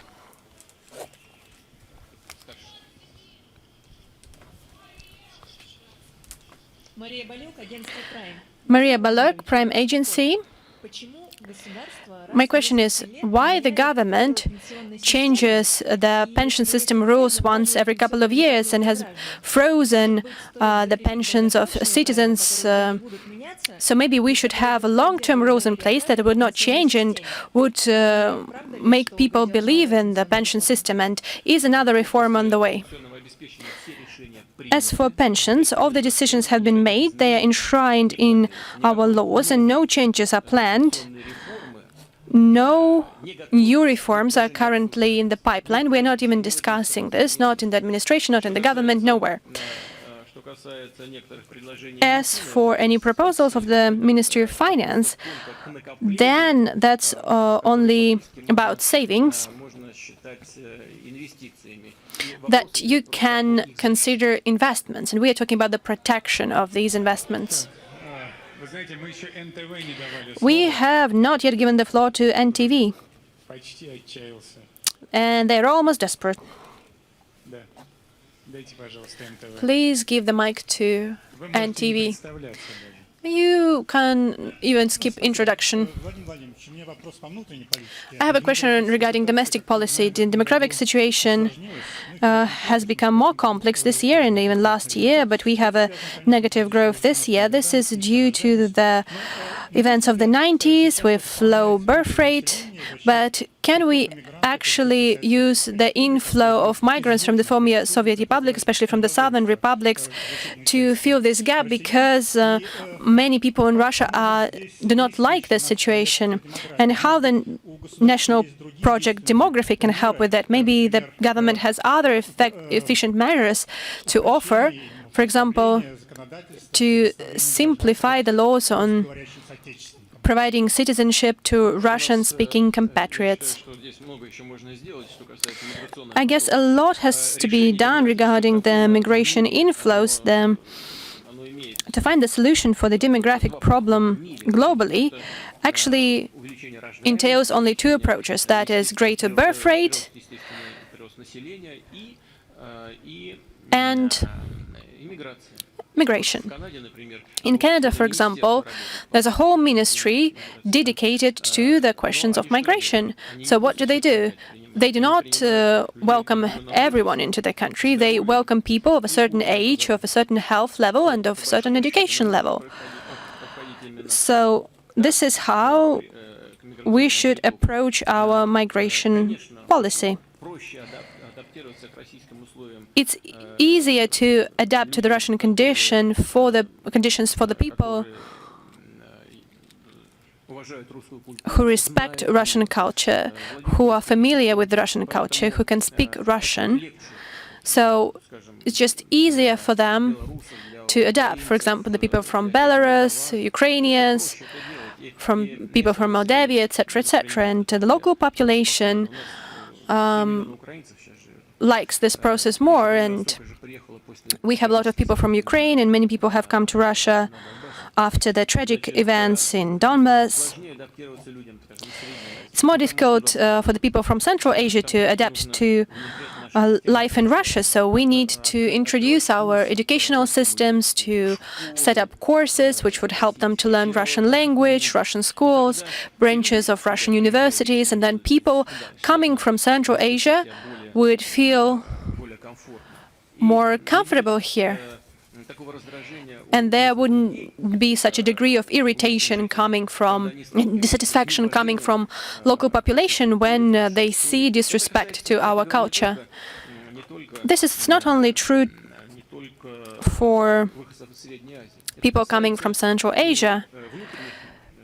This is also true for domestic migrants, for example, from North Caucasus. We've talked about Chechnya, about Dagestan. Some people behave in the way that they wouldn't behave in back home, and that is a cause for dissatisfaction and irritation. So it doesn't mean that we should ban people from moving.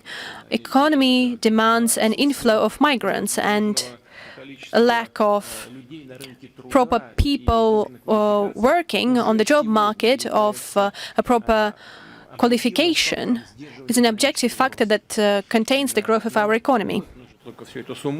But all of that has to be done cautiously and prudently. Within the country, we need the public in the regions of Russia to do the proper work, educationally in particular, so that if people move from one region of Russia to another, they could feel at ease, all while respecting the local traditions, customs and rules. I think this can be done, and this should be done, if we treat this as a systemic nature. 2.5 hours, that's how long we've been working already. The right sector, the upper part, Crimea. Let's give the floor to them. Do rise, please, and raise your hand. No, not you. Yes, the young lady. And don't let the boy. Thank you very much, Mr. President. Next year, we're waiting for you in Crimea, where you are going to inaugurate the railroad section of the bridge. I live in that part of Russia, which use text messages to raise funds for operations that children require. It is heart-rending to see these people suffering. How is this possible, Mr. President, to make sure that there are no terms of special conditions required for rehabilitation and treatment of such children who suffer? First, I'd like to say, just as our education, healthcare is free of charge in our country. There are some segments where the private medicine steps in, but on the whole, as we said, there is a need to make some changes to primary care. People have to get treatment and medical aid free of charge, and first of all, children. And in most cases, this is what happens. And as I've already told you, we've managed to make great headway in decreasing child mortality. This is one of the mechanisms that allow us to address demographic issues. I'll get back to the question you have asked, and I'll add something. You have mentioned 1999. You know, demographic scientists know what happened back then. We had two troughs in our demographic statistics. Really dictated, but 1.1 was our overall birth rate in 43 and 44, and it was the same, on par with that in 1999. So you can imagine how great of a decrease that was. And every 20 years, we get this generation, which is not that numerous, which enters the reproductive age. But they're fewer in number, both men and women. Men cannot bear children. It's women who do that. And I can cite you some recent statistics over the last years. The number of women from 20 to 29 years has decreased by 4.5 million people. This is the objective picture. So what are we supposed to do? What we need is to secure an increase in the birth rate through third and fourth children in families. We've got to create a favorable environment for families with children, and sometimes they do run into difficulties. Maybe I'll have time to mention the number of measures we've drafted to help people, in particular with regard to the maternity capital, expanding the ambit of opportunities maternity capital can be spent upon.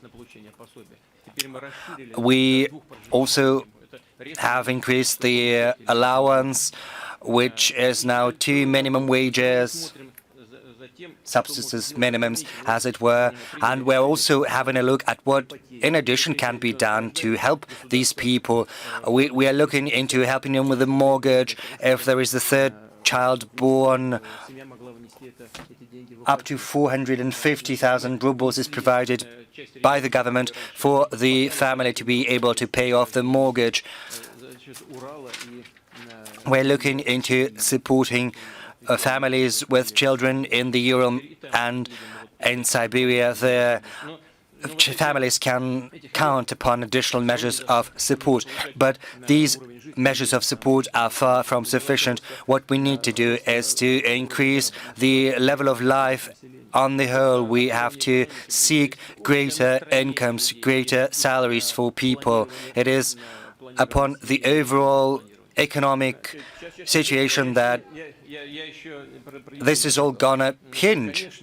And I have not yet mentioned the children. Of course, what we need to do is to ensure special treatment for children. We've got to pay special attention to children, and that is what we are doing in medical equipment and substances. We've made a special category for children, for medicines for children. As for charity and as for what's being done through our leading TV channels who send appeals to raise funds for concrete cases. As you can see, such things, such appeals cannot be banned. Of course, it's important to save even one child. If you help one, but one person, God is going to look favorable at you when you stand before Him. But of course, we need to put it on a systemic basis in terms of medical treatment for children, and we have to propel it to a high level. As you can see, live news, no, just domestic violence. Do you want to ask me about the law? Yes. Third row, please. Central section. Good afternoon, Mr. President. Mr. Peskov, the whole world watching us. It turns out that we've got no bigger issue than the issue of domestic violence. Right now, the Federation Council has come up with a draft law. It's on the website, and more requests and suggestions have arrived on the website from people. There are many who speak against this law, children with many, families with many children, and the Russian Orthodox Church, feminist organizations, and legal champions. On the contrary, advocate this law. As we can see, the demographic situation in our country is plummeting. No, it's not plummeting. It's a decrease that we anticipated. These are objective trends. Be that as it may, we have to address our demographic issues somehow. And this draft law has some norms which can allow interfering within any family. Yes, there are sadists. Yes, there are brutish people. That's true. But the statistics doesn't correspond to what we get from different sources. What's your question? Did you read the draft law? What's your attitude to it? Do you think it's going to be the last nail in the coffin of our democracy? Because the last nail into the coffin of our democracy. Yes, I get that, yeah. So that is my question. What do you think? Did you read the draft law? Because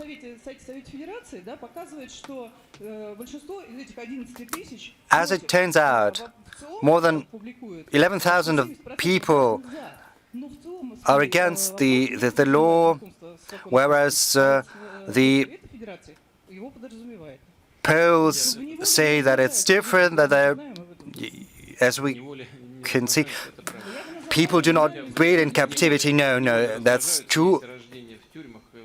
In captivity, they still breed because sometimes people are born in prisons, in detention centers. But however that may be, as for my personal attitude, I have not read the draft law. But Madam Matviyenko has just recently briefed me in detail on this draft law. What is my attitude? It's mixed. On the one hand, you cannot make others love you by force. That's the first thing. In the past, we had councils at different levels requiring that order should be set in family, that the man should be sort of reprimanded. I don't know whether that yielded some positive results. But there is one thing I'm sure against. I'm categorically against any violence within the family, especially violence against women and children, because if there is violence, it is a sign of overall low culture when a more powerful person starts to fend for his or her rights via force, overwhelming force. If there are any violations, the current legal norms can be resorted to, such as maiming or hooliganism or other norms. We've got that in legislation. But that's true that 70% and more of those who've been polled are in favor of this law. So I do not understand whether people are in favor of this law or are they against the violence. I am against the violence. Whether that law is required, well, let's discuss it calmly. In the public space, all of this has to be checked and studied. we need to understand what each and every article of this law says. We've got to try to anticipate the results of this law once it enters into force, and if it's enforced, and then the decision is going to be made. Live news, please. Get back the mic. Yes, it's the right sector.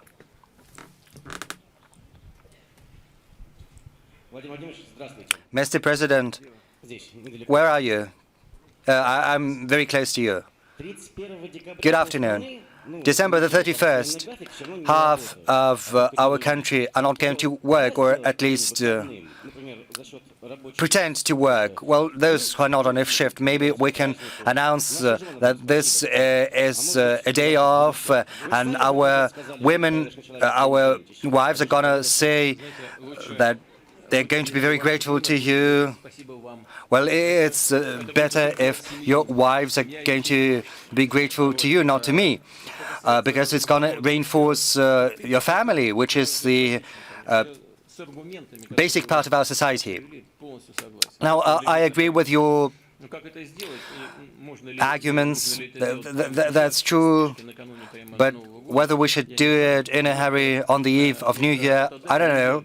Some employers have already announced on their own that December the 31st is going to be day off.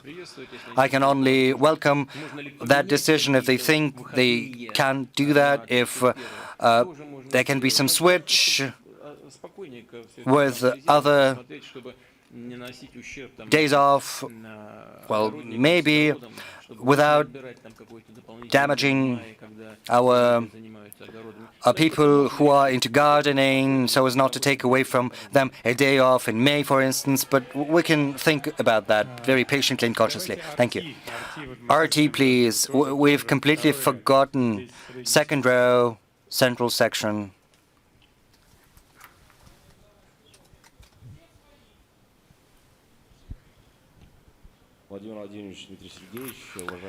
Mr. President, Mr. Peskov, colleagues, I'd like to welcome everyone. My name is Ilya Petrenko, RT channel. Thank you very much for the opportunity to ask a question.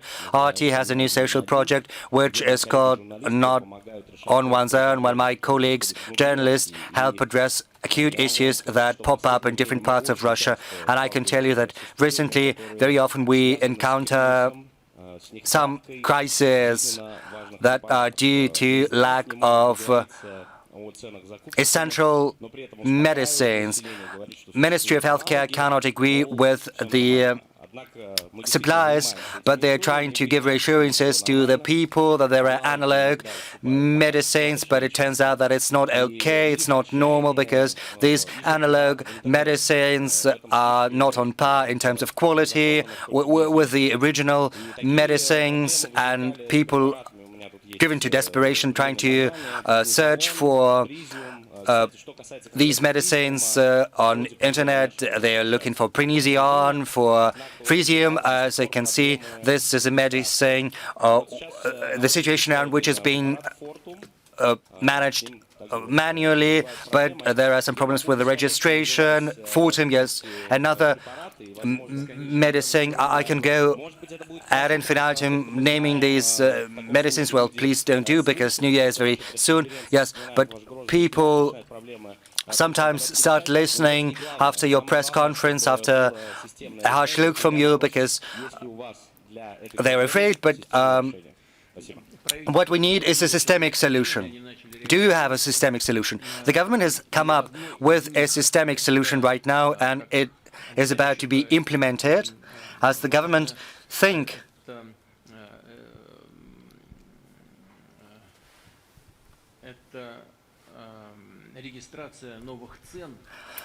an important component is to register new prices on medicines when auctions are held. It's one of the novelties that are supposed to be implemented in the near future. The decision has been made. I've already spoken about medicines for children. Of course, medicines for children are a priority on this list. As far as rare diseases are concerned that require a high level of subsidies because they are the most expensive ones. Some of them are purchased in a centralized manner. But of course, we cannot rob people of the opportunity to use these medicines. These medicines have to be registered. Yet, we should not lose sight of the need to develop our own pharmaceutical industry. I've got to draw your attention to the fact that in the Soviet Union, a great deal of medicines were purchased from Eastern countries, the so-called countries of popular democracy, whereas right now we're actively developing our own pharmaceutical industry. And in 90 countries of the world, we are exporting our medicines, 90 countries. This is unprecedented. And if we export these medicines there, it means that their quality has been recognized. Otherwise, they would not have been bought. I would hate to make a mistake right now, but I think the supplies stood at around $780 million. But of course, this is a delicate matter. People take time to get accustomed to new medicines, especially those produced abroad, and people have to be given an opportunity to use the medicine they're accustomed to. And the healthcare ministry has some proposals to that end, and in the near future they're going to be implemented, I'm sure. I've mentioned but a couple of them. Question from Ufa. Can you please stand up so we can see where you are? And pass on the mic, please. Good afternoon. Bashkortostan, Ufa. This year, our republic started a huge teetotaling campaign. Go sober is the motto. The restrictions on alcohol purchases have been introduced on the September 1st, on the graduation days and for the holidays to come as well. So recently a survey was launched in the Republic. Turned out dozens of millions of people responded, and many of them, the bulk of them, supports this initiative. Also, a campaign against counterfeited alcohol is underway. So the question to you is this. There are plenty of restrictions, and many more are in the pipeline, but maybe other steps are necessary to fight this plague.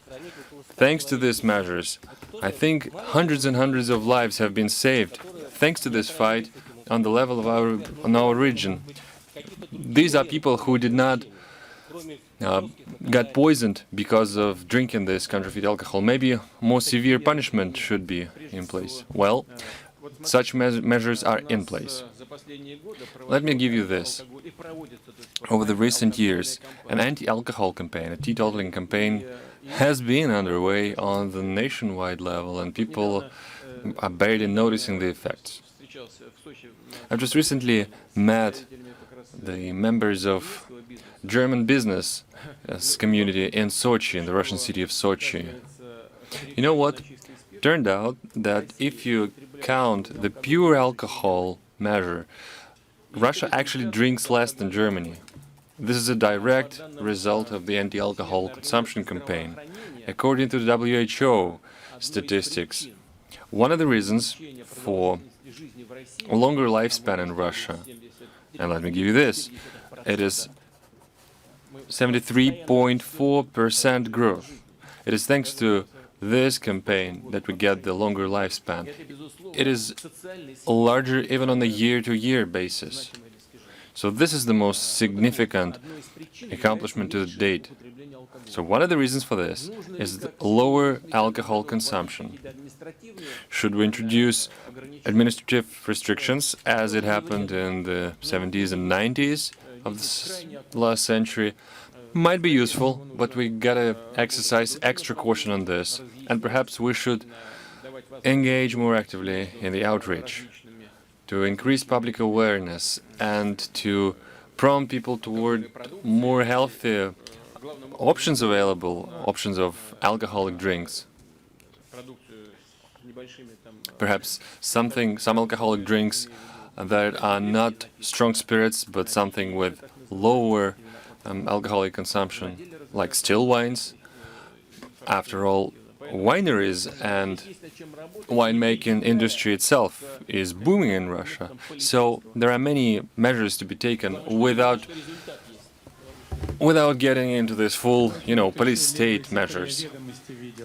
I think we'll give the floor to the left sector now. I saw the sign of the Vedomosti newspaper. Can Vedomosti please raise a hand?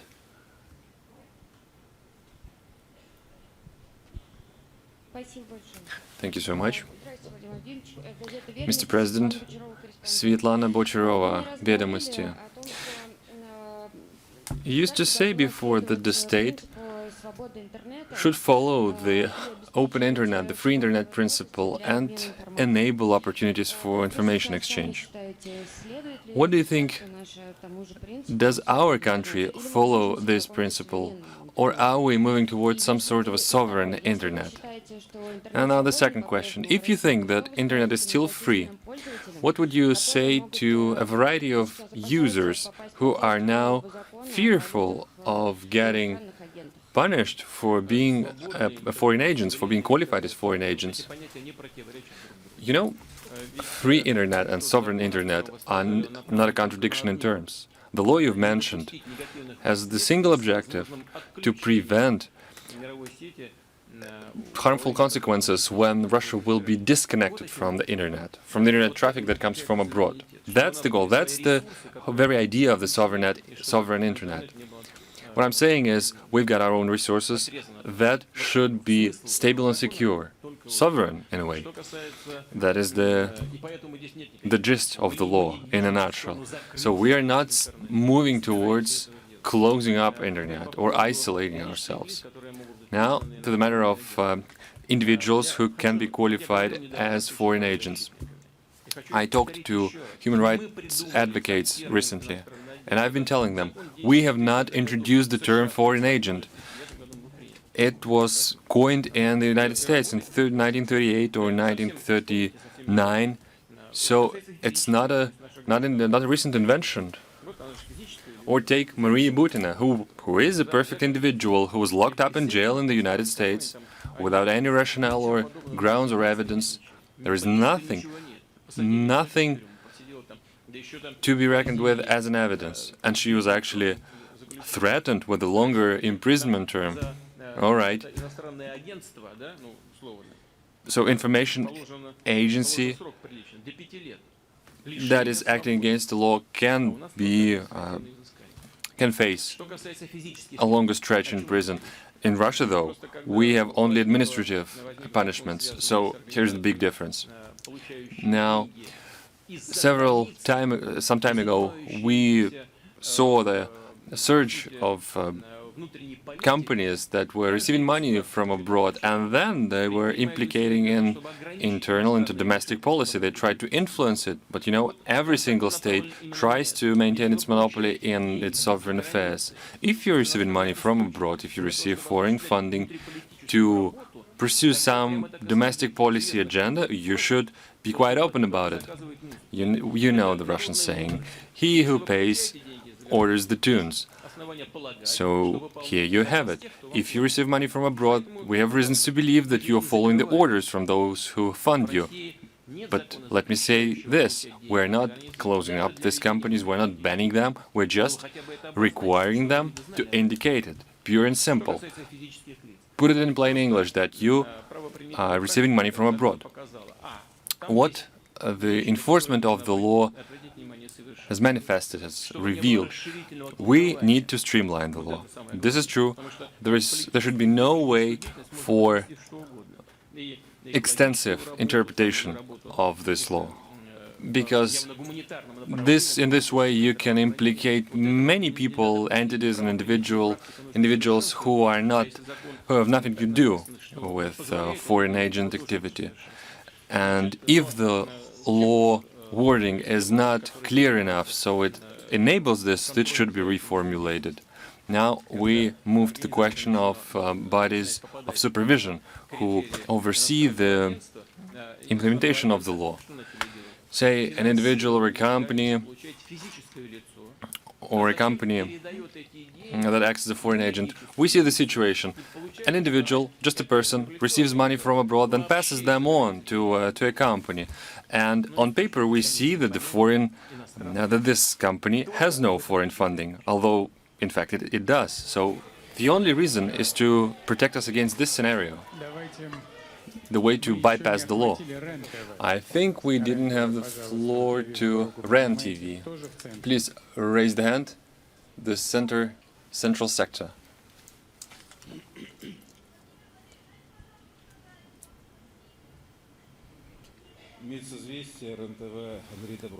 Andrei Dobrov, RAN TV.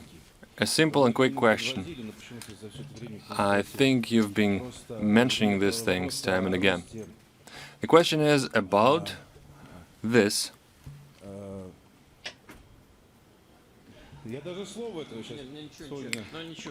The word has slipped my mind. The growth of well-being of citizens. When are we to face it? We've been talking about it time and again. And it's past time that the incomes start to grow. Well, I took up. Well, you can take a seat now. I've taken up the statistics on the recent data, and really, it is true that the real incomes of our citizens have been reducing, and this is a major issue, major concern for us, but we have to address this through boosting the productivity of labor and through GDP growth. That's the objective, that's the goal. All other measures are a no-go, like handing out money from the Sovereign Welfare Fund is an exercise in futility. We'll quickly run out of money, and when the oil prices swing again, we'll be bankrupt. So we need to address the fundamental issues first. And on this background, on this foundation, we can increase the incomes. Over the last year, the salary, the real income grew up. On the third quarter, on the fourth quarter, we are seeing this. But this is insufficient, clearly, and we have to pay more attention to this. We have plenty of questions about the way income is calculated itself. We've discussed what we should do as the first baby steps in healthcare and other matters, but we will address it, and this is a major concern. Yamal region, any representatives? Well, I see the Yamal rep on the left. Well, I see there are plenty of you, but let the mic the young man. He'll ask the question. All right, to a girl. Good afternoon. My name is Alisa. I'm from Yamal TV channel.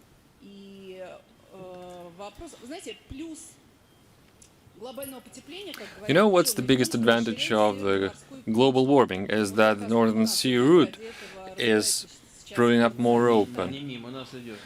Well, it's not going just around Russian territory, it goes right through the Russian territory. That's true. Well, we are building up the infrastructure, the ground infrastructure, the railways, but the bridge over the Ob River is stalling, and we are much concerned about this.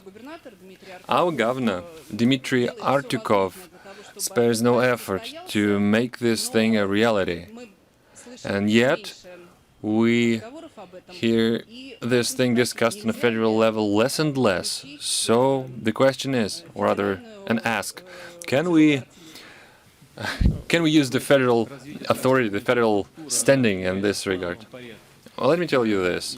We have plans for development of infrastructure projects, and as governors voice these ideas, they address me personally, they addressed the government, the Ministry of Transport, and hand-picking or cherry-picking a single project out of a general context is hardly a viable way to go.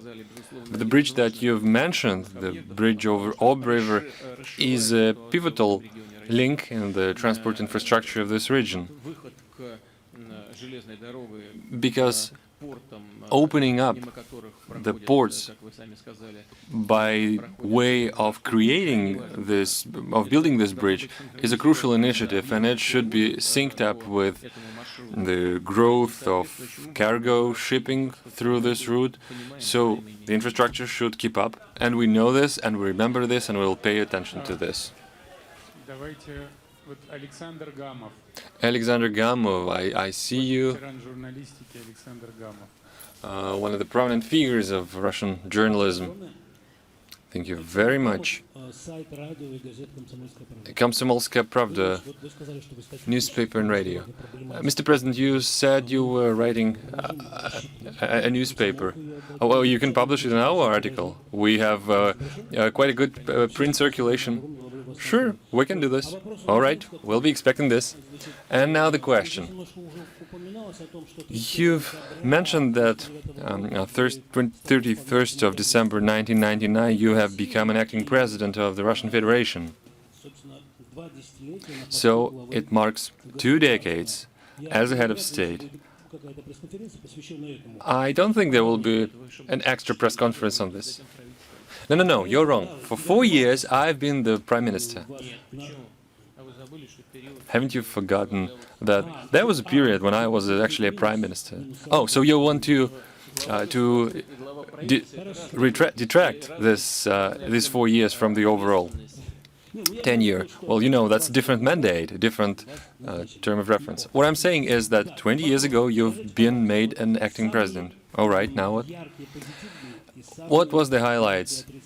The highlights and the lowlights of your presidency, of your biography as a president? This was the first question. Now the second one. Perhaps I'll posit it this way.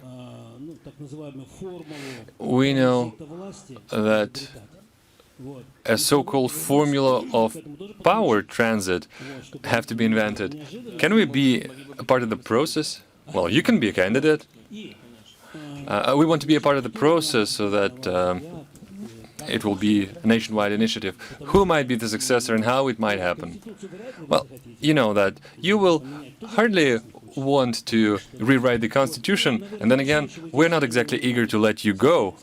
So it prompts the question. You've mentioned such a phenomenon as a historically important individual. Can we say that Vladimir Putin is a historically important individual? That's for the future generations to decide, not me and not us. I think that for contemporaries and for me personally, it's not exactly a question that is for me to answer. Looking back, future generations will make their assessment, what was accomplished and what was not. And I think that public opinion levels up as the years go by, and this assessment will be fair. And as for the highlights and lowlights, I think I've mentioned this again. The lowlight were the major terrorist attacks, Beslan. It's a lingering memory for me. It's the Dubrovka terrorist attack. And as for the highlights, I'd probably say not highlights, but the most substantial ones. We've just been saying that it's crucial to make the real incomes growth. Well, we haven't fully addressed the poverty issue. In 2014, we saw the lowest level of poverty in the country. And we had, when the poverty stood at 11.3% of the population, of the entire population. Now the poverty level grew up. Maybe the absolute numbers is not that big, but these numbers are actual living people. So this is the biggest issue that we need to address. But speaking in general, let me tell you this. Let's look back. What was the state of our country in the beginning of the 90s and how it is today? And I'm not even saying, I'm not even bringing up the security issues. Let's call a spade a spade. Up to 2006, we had hostilities in Northern Caucasus, a full-time warfare with aviation, artillery and heavy tanks. Up to 2006, it was a different reality. That's perhaps was the reason for my reaction during my meeting with human rights activists, when a prominent Asselian director, Mr. Sokorov, mentioned that maybe we should rewrite it all time and again. And I reminded them that in 1917 we did rewrite history, that we've raised the old world to the ground to build up a glowing new world. We should probably reminisce about these lines on the burial sites where mass executions took place. This is a slippery slope indeed. So now, in fact, we have internal stability and we have confidence that the country will develop going forward. The economic structure is completely different. True, we have plenty of unresolved issues. The most pressing of them being the growth of productivity rate and building up on this, the economic growth. But bear in mind that we have the lowest sovereign debt in the world. And please remember what we had in the 1990s. Inflation stands at 3.25%. In the 90s, we had 200% inflation, 300%. Many people have forgotten what it was like to live back then. Now we have a completely different quality of economy. And now we can solve our security issues on a sovereign basis. Do you remember the attitude in the society where, with assaults on the officers in the society, where people were actually attacked on the streets? And now it turned out that we actually cannot live without armed forces, and the country is proud of people who serve, people in the uniform. Now we have one of the most well-outfitted armies in the world. And it's not my personal accomplishment. It's an accomplishment of the entire nation. Our embattled country, what we've went through back in the 1990s, this was a feat in and of itself. And this is perhaps was the most substantial accomplishment. So our Japanese colleagues from Kyoto.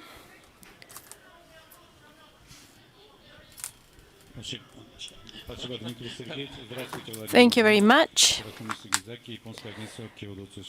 Japanese agency. I would like to ask you not about the islands, but about your approach to nuclear war. You've mentioned that the United States do not want to extend the New START treaty, and once this treaty expires, then nothing would stand in the way of a new arms race, which might lead to a potential nuclear war. Oh, I wish that would not happen. What are you talking about?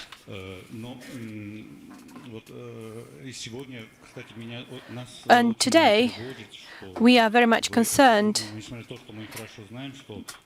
despite the fact that we know that you are trying to support the status quo and you are calling upon the United States to support the moratorium, but you're always saying that you will introduce mirror measures. You will reciprocate, and this is terrifying because in question of a nuclear war, this is truly unacceptable. So what do you think about that? I understand that modernization is required when it comes to arms, but you should have common sense and you should follow common sense in order to keep this strategic balance in place.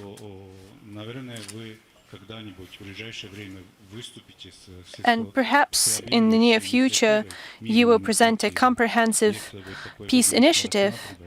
Do you consider such a possibility? Maybe you could do this from Hiroshima. And as I represent Japan, people would scold me for not asking. Recent years, the negotiations on the peace treaty have reached a dead end due to the fact that Russia is concerned about the security treaty between Japan and the US, and you have commented upon this topic, and I would not like to go into detail about this, but recently the fact that the INF treaty is not used or functional, this does affect the level of our relationships, because the US and Japan are talking about deploying such missiles in Japan. But at the same time, in Sochi, you told us that you are helping China to create their own unique early prevention, early warning system. And we are of the impression that there's a sort of, if not a military union, but then a close cooperation in terms of military and defense between the two countries. And in Northeastern Asia, do we have such a bloc mentality? Japan, US on the one hand, and China and Russia on the other hand. And from this point of view, is it possible for Japan and Russia to strike a compromise, to understand each other, to trust each other, so that in future we could sign a peace treaty? Thank you very much.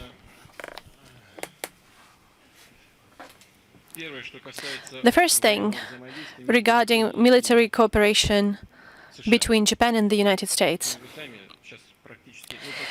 Well, actually, you have responded to your own question, because it was not Russia who said that the US and Japan strike a deal about the deployment of missiles. You have this information from your own sources, from American sources, so we have to take it into account, especially in the context of islands.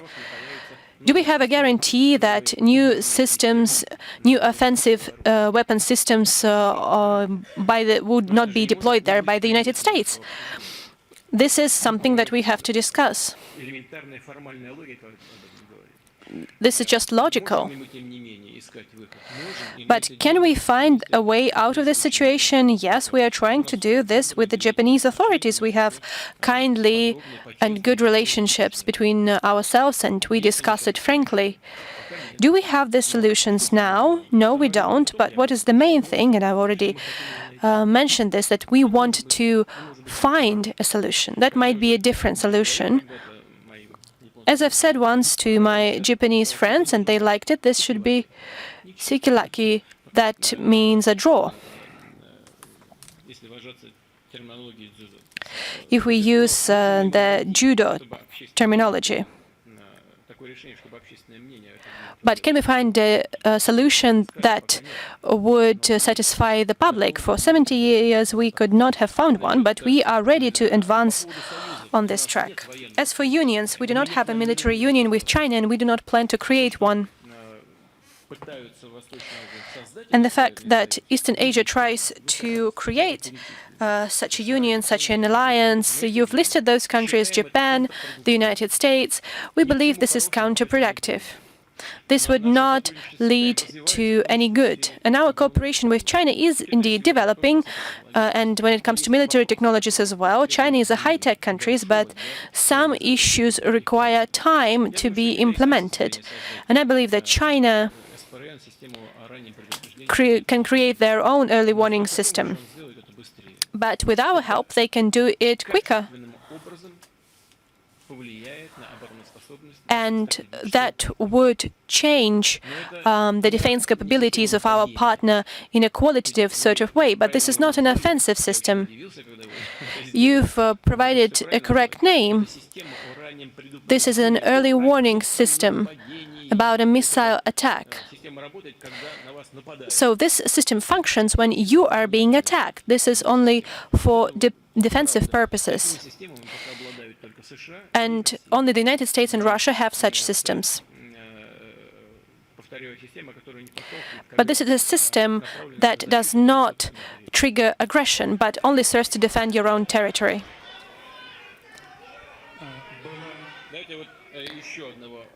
Yes, from a question from BBC. They like us very much, so we should give the floor to them.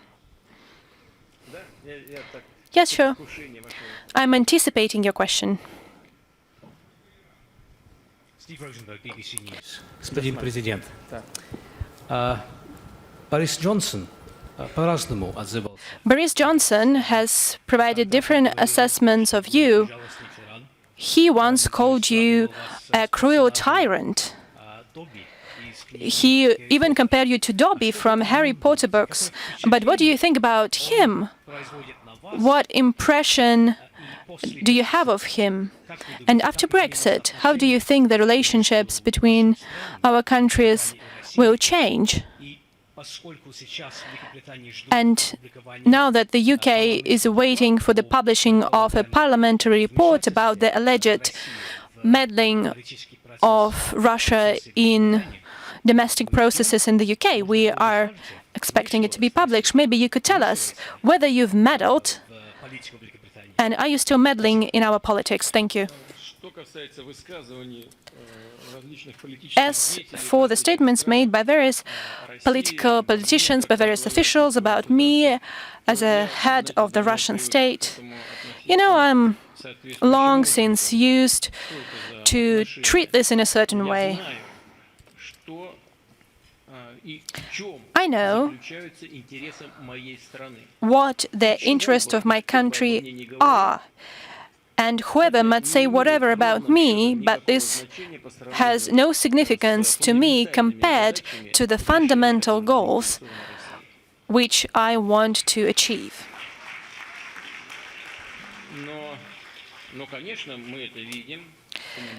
Surely, we see this, we hear this, we take this into account, but there's one more remark that I would like to make. It's one thing then what a person says when they strive for power, and the different thing it is when a person says something when they are in power, when they bear the responsibility for their own country, for the economy, etc., etc. And taking into account Brexit, which you mentioned, the UK wants to develop economic ties with other country, and British entrepreneurs mentioned this, those who work in Russia, and we believe that they are our friends, not only partners, but friends, not only investors, because they come into our economy, they create jobs, they invest into our economy, we want to support them, we want to make them feel at home. Are there any other common points? Yes. We have just recently discussed with our European colleagues the possibility of the UK being engaged in discussing the items on the international agenda that have already been mentioned here in this hall. I'm not going to list them, and the UK wants to be more actively involved in resolving those issues together with Russia. As for meddling, or no meddling. Many times our official authorities, the representatives of authorities from many countries have provided their assessments as to what is going on in Russia, and you have given your own assessment. Does that constitute meddling? You express your position as to what is going on in Russia, so it is only right that we can do the following when it comes to your countries. If you believe that this is meddling, then you can continue to do so, but I do not think that this has anything to do with meddling. The central sector. Oh, and as for what's going on right now, I can congratulate Boris Johnson on emerging victorious from this battle. And he was more sensitive to this sentiment in the British society than his rivals. So he is ready to implement all his plans when it comes to Brexit. Here we had a question about agriculture, right at the top. Agriculture, yes. The very top. Could you raise your hand, please? Yes, please. Go ahead. Agriculture. I'm here. The very center, Mr. President. The Swedish holding. My name is Marina Sevastianova. We have taken part in this press conference since 2007, and we always try to ask questions related to agriculture. And back in 2007, we were the first one who brought a placard with the name of our media, so the tradition persists. And our question is, the readers of AgroLife magazine want to speak about the modernization of agricultural equipment for farmers. What are the priorities? For example, the program 1432, the subsidies for machine building, federal leasing, beneficial credits. Would you provide additional funding? And can we avoid changing the tools that have been functioning appropriately? I will not list all the tools that you've mentioned. I guess you are familiar with them as you've mentioned them, but I guess that we need to resort to leasing more actively. This is a very flexible tool which allows our agricultural producers to work on their own market and promote their products abroad. But there are several benefits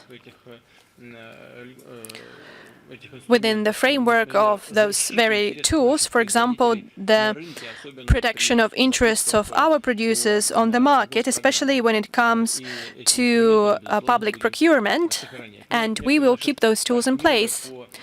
Some of our partners in the Eurasian Economic Union, they want to be a part of this program, which includes subsidies for public procurement. But actually that is the case, partly. But we believe that our own producers should have certain advantages.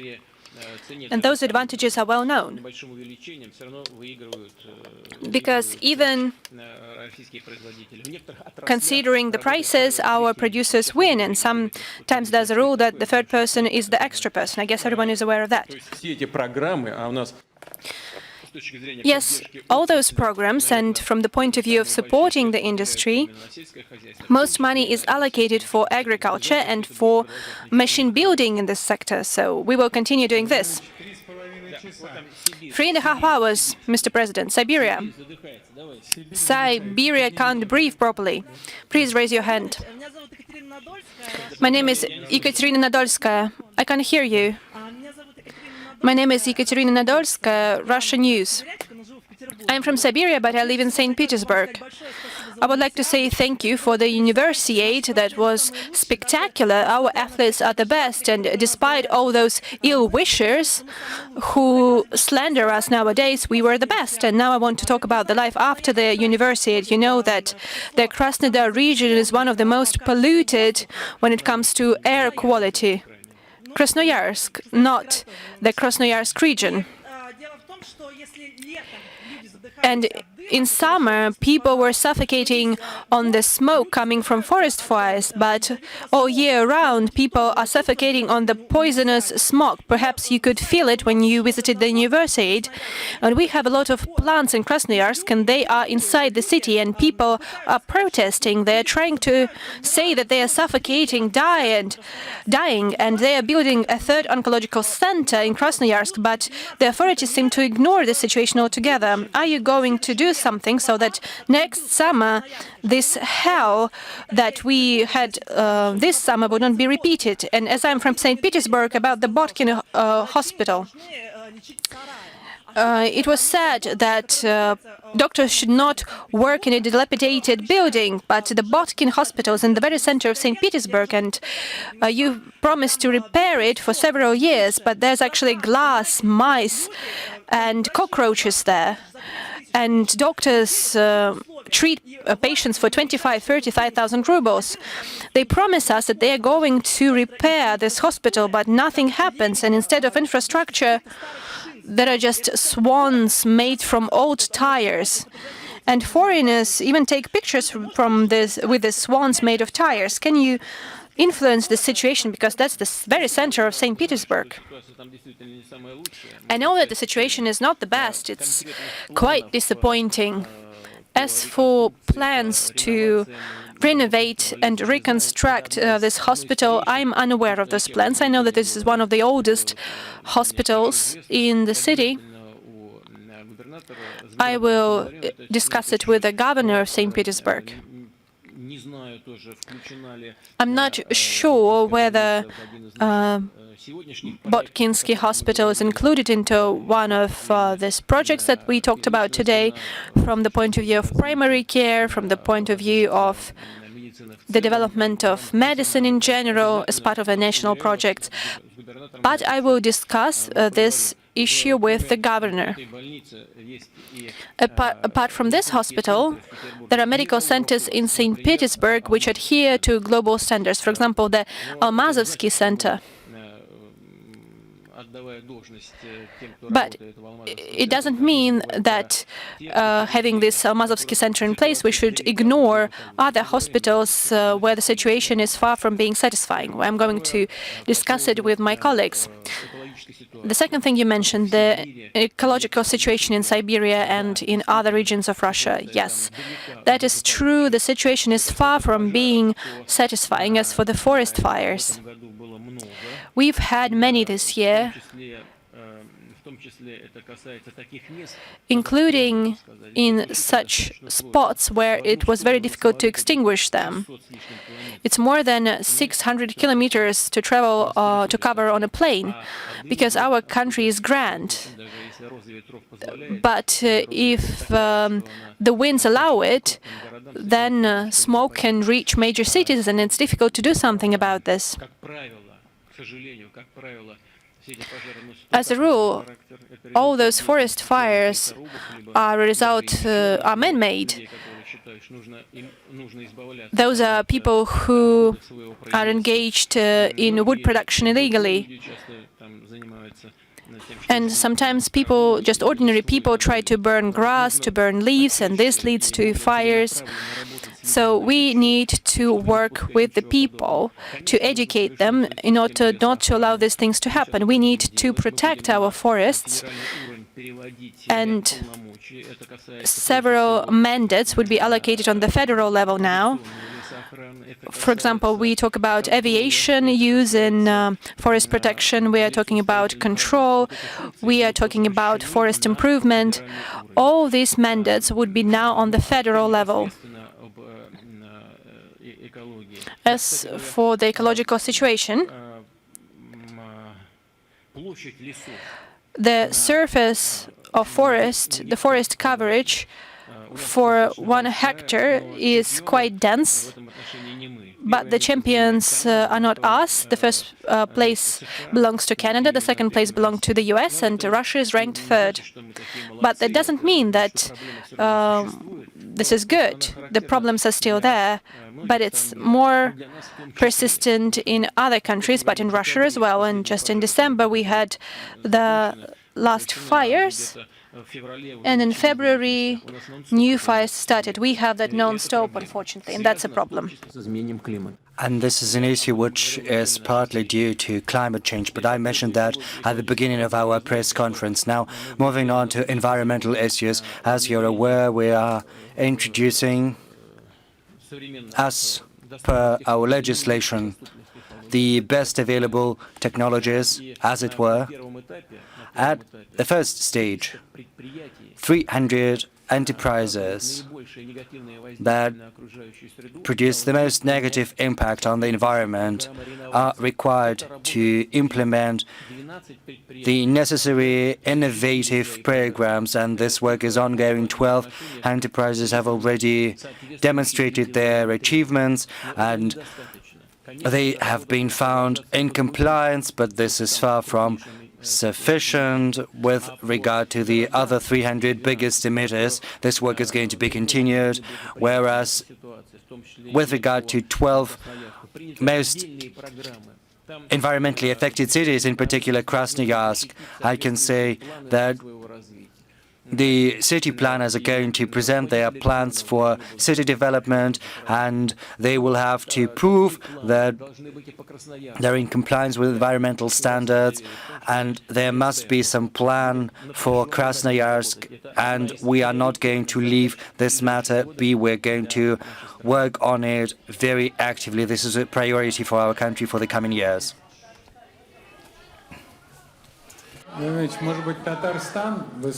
Mr. President, Tatarstan, we've just recently been to Tatarstan. Veterans. First veterans and then Tatarstan. Mr. President, today we are preparing for celebrations of the 75th anniversary of the victory. Introduce yourself, please. Sergei Kamkov, President of the All-Russian Education Fund, and your confidant in the first very elections in 2000. And I'm also editor-in-chief of a newspaper. I've just been to some regions of the country, and our country conducted an investigation into how things are with veterans. And as we can see in Krasnodar region, the state of affairs with the veterans, it's terrible. In Sochi in particular, for the 16th anniversary of the victory, special housing was constructed for veterans.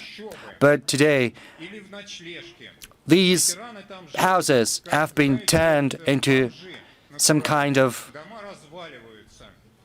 night shelters, and people who live there, they live in terrible, destitute conditions. These houses are not maintained properly, or sometimes the authorities are housing there some third parties. They get money from these third parties. Veterans are suffering because of that. Veterans had to go to our office and complain. The Sochi administration is also raising down to the ground very good houses, even though some investors are saying that they are willing to renovate these houses and allocate wonderful apartments for veterans, and they say that the improper housing that was constructed could be leveled instead. The city administration is trying to cover themselves with some sort of decrees, allegedly they got from you, and I told them and veterans that I will never believe that the President of the Russian Federation can give an instruction or a decree that would be contrary to the Constitution or run contrary to common sense, least of all the interests and welfare of veterans of the Second World War. So you'll probably agree with me that it's time the House should be set into order. The Sochi administration and Krasnodar region in particular. Apart from that, Krasnodar region is getting ready to shut down a unique school named after Mikhail Petrovich Shetinin that in 2010 you personally supported with your decree, Mr. President. This is one of the best schools in Russia in terms of patriotic education for the younger generation of citizens. This school has become an associated school of UNESCO. So officials from the Education Ministry of Krasnodar, with the support of the Russian Education Ministry, they are simply driving the school to the ground. First, they drove to death Mr. Shetinin, and right now they are simply destroying the Lyceum itself. Madam Moskalkova has joined in, and human rights advocates are also joining in this process. My question is very simple. Isn't it time to put an end to the outrageous activities conducted by officials in Krasnodar region? And we as journalists are going to monitor that. We have already submitted all materials of our research and studies to the investigative bodies as well as to Prosecutor General's office. Mr. President, I think it's time the House should be set into order to make sure that our veterans, as well as those who rear the younger generation, younger people, future patriots of our country, to make sure that they do not suffer from the atrocities of officials that at the last meeting of United Russia you're designated as those elements that you should get rid of in time. If there are any outrageous activities, any atrocities, whenever they are encountered, they should be removed. They should be put an end to. As for those houses that you've mentioned, I do not know anything about that. I do not interfere within the housing construction, even in the bigger cities such as Sochi. So you were right when you said that I didn't know anything about that. At the same time, I'm certainly going to have a talk with the governor of Krasnodar region, Mr. Kondratyev, and I'm also going to have a conversation with him with regard to the school. This is the first time I hear about it. Now, as for putting an end to atrocities in Sochi, I think this can and should be done in the nearest future. If there are any violations, any breaches, especially if that is against veterans, especially on the eve of the 75th anniversary. Recently, we removed the last mayor. A new one has arrived right now in the mayor's office in Sochi, and we're certainly going to give some guidelines to him, in particular based on the materials that you have provided. Thank you very much. Quiet, please. Yes, there is a lady there with a placard saying building bridges. Very modest. Mic to the speaker, please.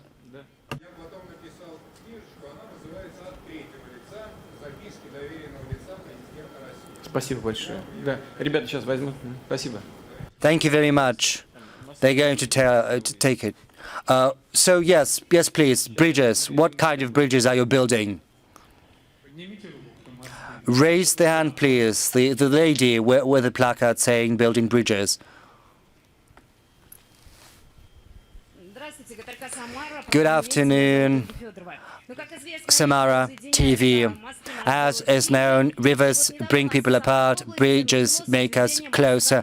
Recently, we saw the start of the construction in Samara, near to Klimovka. You've supported. On the one hand, there is Klimovka, on the other bank is Tolyatti. But we understand what it means for Samara, because it's part of an international corridor, Europe, Western China. What kind of impact is this project going to have upon international cooperation? It is going to have a very good impact, because despite the increase in trade with China, despite the fact that with brotherly republics of the former Soviet Union, we have the biggest trade, still the infrastructure is lacking. And as I have previously mentioned, we are somewhat lagging behind in that sense from our friends in Kazakhstan. They have already constructed their stretch of a road to China. We are going to complete our part, in particular in terms of those bridges that you've mentioned. Thank you. Heroes of Belarus. Let's get back to that, especially in light of the fact that we've just spoken about the 75th anniversary. Yes, good. Go ahead. Good afternoon, Mr. President. Thanks a lot for the opportunity to ask you a question. First and foremost, introduce yourself, please. Ivan Afanasyev, Belarus, city of Homel. Selmashevitz. That's the media, yes, that's the name of the newspaper, as well as the holding company. And we hope that we will continue working in the Russian market, and I think it's going to be enough both for us and for our friends from Rostov. Well, incidentally, our producers from Belarus, our friends, are selling their products in our market, whereas Rosselmash cannot sell a single unit of agricultural equipment in the Belarusian market. Mr. President, there is a solution to that that has not yet been voiced. My father was head of Selmash. If you don't mind, we're going to send this over to the administration, to the office of both presidents, ours and yours. Yes, ours and yours. First, allow me to thank you for the historic decision that you took in February 2018 when you signed a decree on post-mortem decoration of Major General Bizikov, commander of the tank army. That was my grandfather. I'd like to congratulate you on such a great grandfather. You've got very good genes. Is that all? No, I have not finished yet. Let him finish, please. Mr. President, first, allow me to invite you to the city of Homel. This year, a monument has been opened there to Bizikov and his two brothers. We see some terrible examples when monuments are desecrated, when monuments are erected to false heroes. And I know that you cannot but visit a monument, a real monument, and to pay tribute to the three brothers of Homel that sacrificed their lives for the protection of their fatherland. The public of the Homel region and Voronezh region have come up with the initiative of holding a regional meeting of heads of regions of both Russia and Belarus, on whose territory the heroes of the Homel region fought, and this initiative has been supported with the leadership of the Homel region. And such an appeal was sent to Moscow, St. Petersburg, to Smolensk, to Veliki Novgorod region. We're going to come up with this initiative once again, but if you grant your support to this initiative, so next year, on the 120th anniversary since the birth of General Bezikov, it's going to be a very good initiative. And let me also hand you over a book about this person whom you managed to salvage from the oblivion of history, and you have got back his heroic deed to the history of the great victory. Thank you very much for this book, and thank you for the initiative. We're going to look into it. Yes, a lady there. Colleagues, please take the book. Take the mic, please. Yes, we're going to give it to the Jews, yes, as well. Yes, give the mic there, please.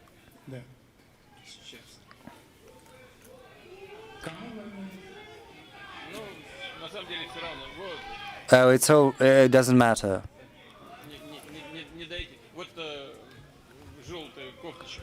Yes, the lady and yellow blues. Please raise your hand, stay where you are, and someone will come up to you with a mic. Yes, please, I'm listening. Mr. President, I'm very nervous. I'm sorry you've seen my placard. Yekaterinburg loves you very much. My name is Farida Dusareva.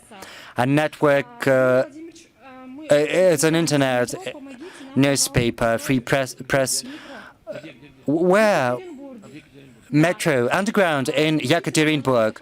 We need a second line. Please help us. Yekaterinburg is developing very fast. It's modernizing, and certainly Yekaterinburg needs greater infrastructure. Some time ago, a decision was made that such kind of project should be implemented at using regional resources, but it's impossible. So the implementation of such kind of project certainly should enjoy the support of federal authorities.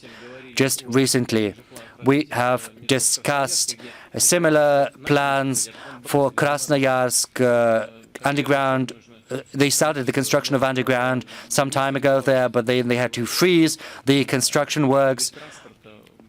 So we've got to look into it. I'm confident that this kind of transportation is going to be in high demand in Yekaterinburg.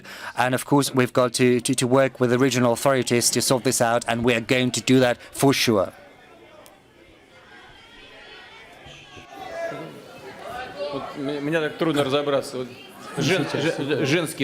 It's very hard for me to women's issues. Yes, and you're going to be the next.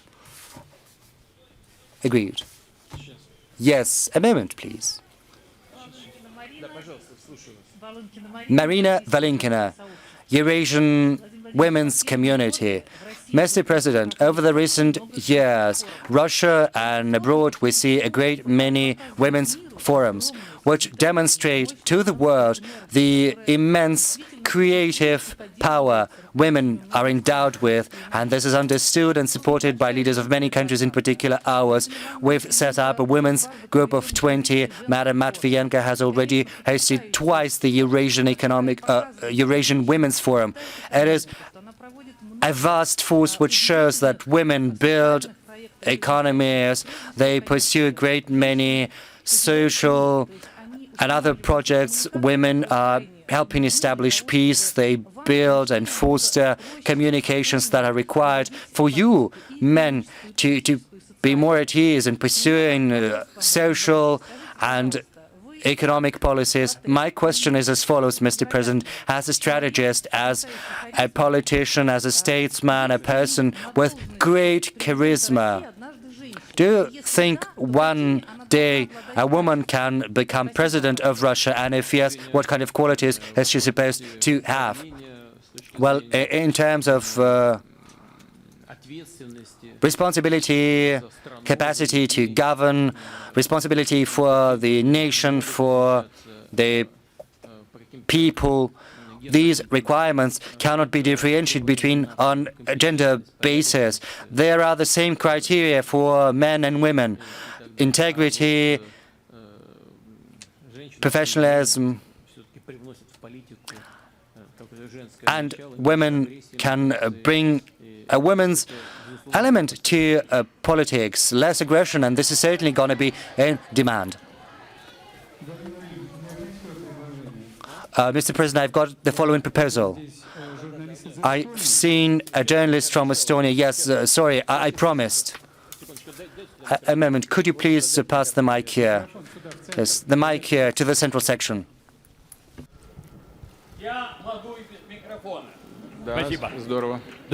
I can do it without a mic. Well, fine, good for you. Mr. President, my name is also Vladimir Vladimirovich. My last name is Shahidjanyan.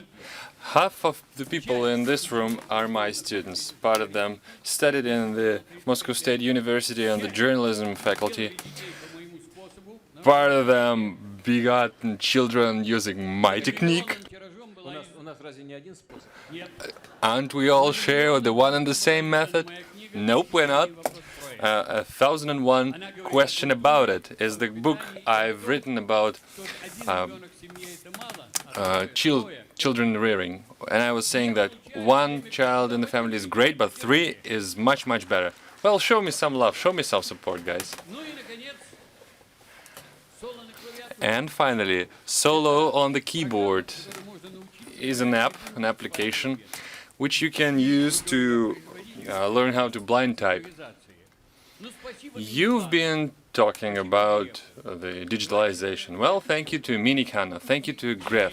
2 people in the country supported me and implemented my application in Sberbank and in Tatarstan. And I have, well, 3 volumes full of excuses in written form. Could you support my idea that both doctors and policemen, special agents and government officials alike, would learn how to type efficiently? I think Dmitry Peskov knows this application. It would boost the productivity several times if you know how to blind type. Also, I've just written a book, Smoke to Give Up. It's one of the most acute issues. One of the most acute issues in the society. I've been a chain smoker for myself for 11 years. Besides, I've survived the Leningrad siege. I've lived through it. I was a survivor. I know this place. I've been living there. Well, if we solve the smoking issue in the society, it will help us to fight oncology, blood diseases, infertility, and many, many others. Smoking spares no one. I've tried to talk to Veronika Skvortsova. What have you tried exactly with Veronika Skvortsova? I've tried to meet her. You get me, I get you, that's a good thing, that's a good start. If you get me, I think that many other people will be able to get in touch with what I suggest. I wish you joy and happiness. Thank you.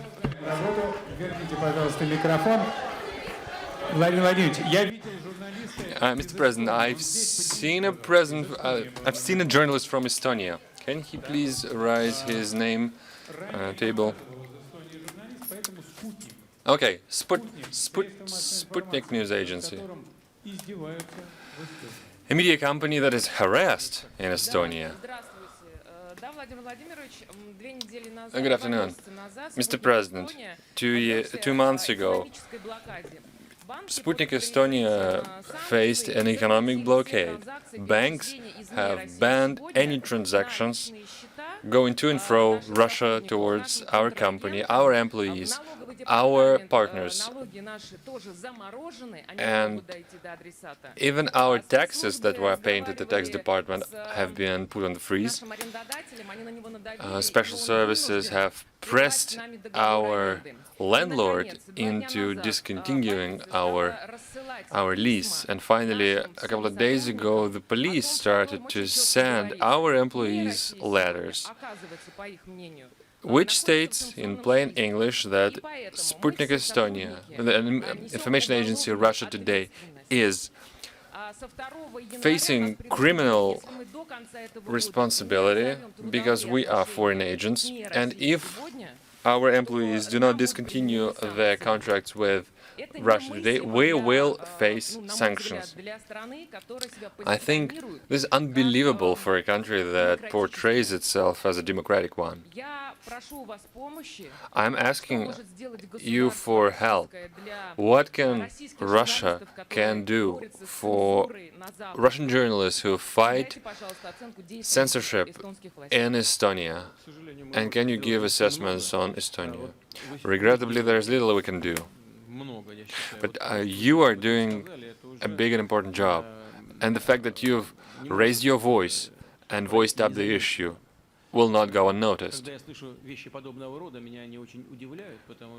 I occasionally hear things like this, and I continuously get really surprised. We are getting used of all the capital sins that we allegedly exert pressure on independent media.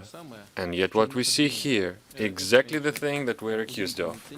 This is ridiculously cynical attitude, isn't it? And making any governmental steps to curb or thwart any freedoms would prove inefficient. That's my belief. Why so? Because it will bring grist to the mill of different forces, of those who wish to push us apart, push our countries and nations apart, and we should not yield to these attempts. However unpleasant it might be, we need to peacefully push for an opportunity to work in these countries. Because you are telling the truth to your audience. There is no other way to figure out why you are facing these impediments, why are you impeded from doing your job. Apparently, there's governments afraid of your power over the minds of people. After all, freedom of information is one of the fundamental freedoms in the contemporary democratic world. Alas, it seems that nobody feels themselves affiliated with this paradigm. Sometimes they act or play to a different playbook. There's nothing to be done about it. The world's complicated, and we, on our behalf, will do everything possible to change the world to the better and try not to sever our relationship with other countries. Mr. President, 4 hours and counting. I suggest that you take 2 last questions. Shh. Hush.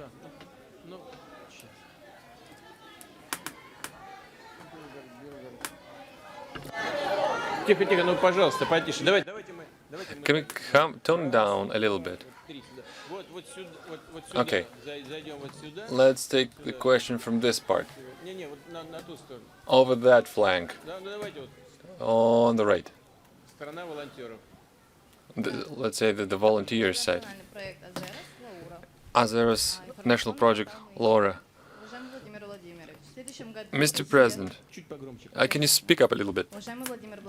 Mr. President, next year Russia will celebrate the Day of National Unity for the 15th time. This is a part of our heritage, a day to celebrate what we've inherited from the generations that came before us, from our ancestors and forefathers. It is thanks to this day that the youth today actually understand the importance of what our country does. Each year, on the 4th of November, youngsters can attend the We Stand United concert, and the greatest merit, the greatest award that we can imagine is your high esteem on this, on the territory of Meaning Forum. But if you attend this concert yourself, that would be the highest praise possible, and we introduce everyone present in this hall. Come and see what the Putin's generation is capable of. Mr. President, what do you think about such youth initiatives? And who can be responsible for putting together, for organizing your visit to the concert? Your visit to the concert. Well, you see the superior, my superior is here, you can talk to him, to this guy. Well, we fully endorse all of these initiatives. Our volunteer movement is a huge force. Millions of people are engaged in the effort. Just recently I've met volunteers in Moscow, and we will support these people across the board and across various fields they work in. It stands true for helping veterans, children with diseases and disabilities, human rights advocacy in healthcare, cleaning your backyard, garbage removal, etc., etc. I think a couple of days ago, ONF or some other party called to clean up the Volga River river shores. This is a specific effort, something that we can see the immediate result of, and we will support these initiatives. Just a second, there was a question about pensions. Can you please pass on the mic to this person?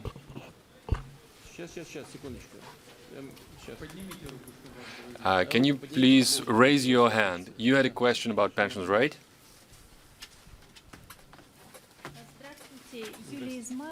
Yulia Izmailova, Young Leninets newspaper, Penza. Mr. President, pensioners are anxious. The indexation of the federal pension law is enshrined in the law on pensions only up to 2024. What comes next? And who might guarantee the further indexation to the retirees? And will we will we increase the pension age again? No, we will not. We are not even discussing the possibility. It's not an option.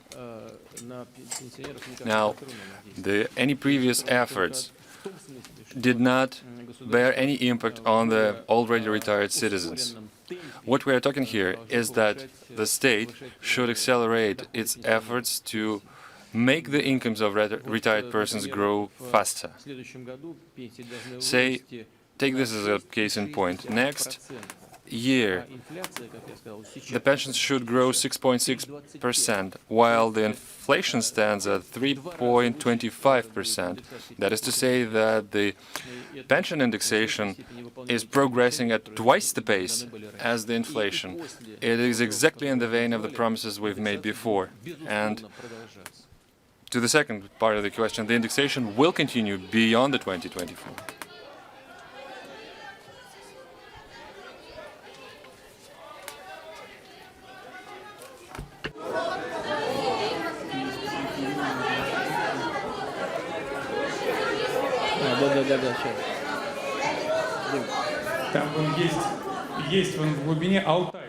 We see a person from Altai wishing to ask a question. Altai, guys, can you stand up, please, and raise your hand? No, we are not. Definitely not ignoring Dagestan. Mr. President, good afternoon. Thank you. I'm a bit nervous. I heard yesterday that here it takes 30 seconds to address the 30-year-old issues. We have the single school where Altai language is taught in Altai Krai. The school was built 30 years ago, and it is accommodated by a 30-year-old building. We've been promised to get a building of our own, but it's never happened. Could you please help us to build this school in Altai? You are referring to the city of Gorny Altai, right? Well, you see, the ancient Altai language is one of the oldest Turkic languages. In fact, it is the substrate of all Turkic languages. This is 100% true, a fact. That is to say, we need to pay much more attention to learning more about the local cultures, about their heritage and languages. And if what you're saying is true, that the school is in decrepit condition, this is unacceptable. You asked for help to preserve the school, and I promise we'll do exactly that. And the final question.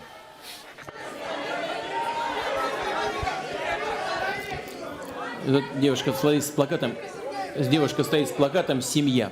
There's a girl standing there with a family written on her placard. Can you please raise your hand so we can see you?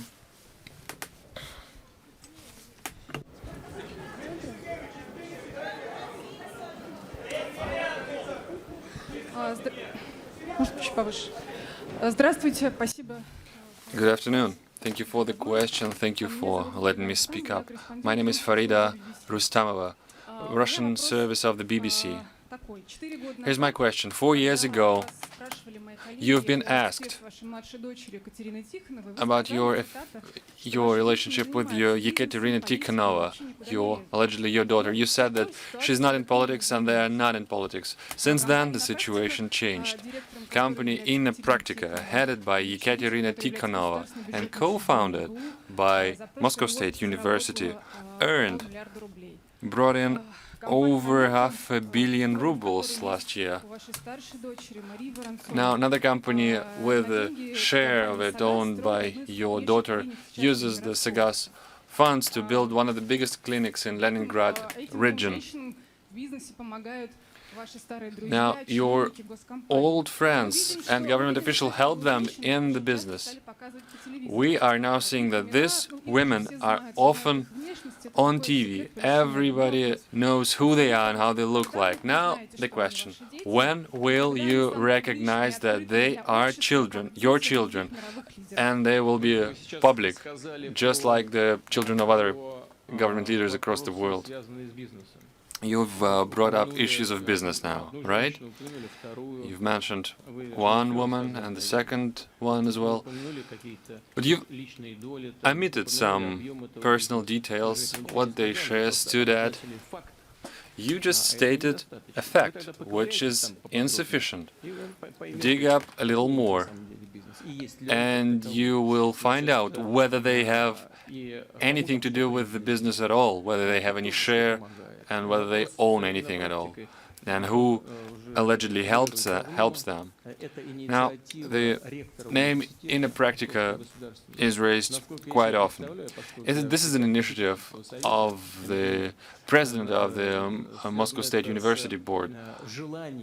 The idea of it is all about the wish, a very reasonable one, a desire on behalf of our universities to combine, to marry the science with the actual needs of the industrial producers and the end customers within the Russian economy.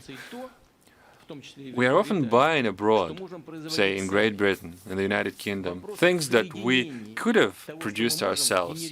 So the idea is to align what we can produce and what our companies need. Inna Praktika, the essence of what it does is doing exactly this. And it is mainly applied to the activities of Moscow State University. It has plenty of talented people, plenty of talent, who want to make your innovations known, to make it available for the public. So this is exactly the middle tier between the scientific accomplishments and the real industrial needs. And I wish every success to them. Wish them to get any tangible results in their activity. Now, the second area you've mentioned, medicine and healthcare. As far as I know, the so-called shareholders' capital is pretty much 0 rubles these days. So it's not a business, but they are dealing with cutting-edge medicine. After all, we have 200,000 people of negative population growth this year. So any causes of mortality, any causes of disease prevalence, and fighting those causes is a priority for the Russian Federation, and we can only praise and commend this effort.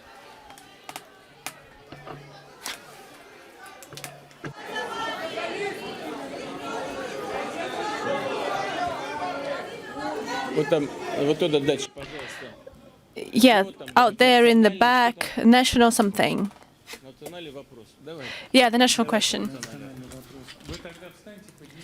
Could you please stand up and raise your hand so we could see you? Give him the mic, please.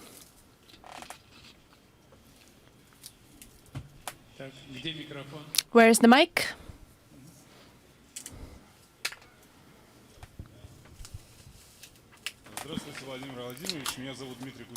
Mr. President, I'm Dmitry Kutevin. I'm chief editor of the First Russian National Channel. This channel was created at the initiative of the Presidential Council on Inter-Ethnic Relationships. And my question is, 7 years ago, almost 7 years ago, your article, Russia, the National Question, was published. What is your opinion? In the last 7 years, has anything changed in the so-called national question? How would you evaluate the inter-ethnic relationships in Russia? Are there issues in certain regions of Russia? And my second question, just a year ago, in conclusion of your big end-of-the-year press conference, you have mandated to support our channel mythologically and financially, and a lot has been done over this year, and the government has supported us, and our curators have supported us. So we want to be more actively present in Russia's regions, so that the regions would be involved, and their leaders would be involved, and they would cooperate with us. Could you please help us with that? You have just said that you receive support. Is that not enough? The questions of inter-ethnic relations are the most important ones for our country. We have talked about the difficult events that took place at the end of the 90s, at the start of the year 2000, when we basically had civil war. We have active military actions in the Chechen Republic, and many people have suffered as a result. This is a result of a bad status of our inter-ethnic relationships. That people not only in North Caucasus, but in other subjects of Russia as well, they still have this historic memory due to their eviction. Then they were taken out to Kazakhstan in transportation, which was actually meant for animals. And many people have suffered as a result, and we should not allow such things to happen. And we have not had any events that could lead us to such tragedies. It is very important for future generations of Russian politicians. It's important to understand that the public opinion would not allow us to make decisions that could break this inter-ethnic unity, inter-ethnic harmony. My second point is that we need to support all such structures in the media, in the public sphere, especially those organizations that tend to smooth over any conflicting points, any disputes on the inter-ethnic level, because life is complicated, life is diverse. We have a very complicated country, and people representing many ethnic groups live here, and we forget about many things. We have disputes with Ukraine.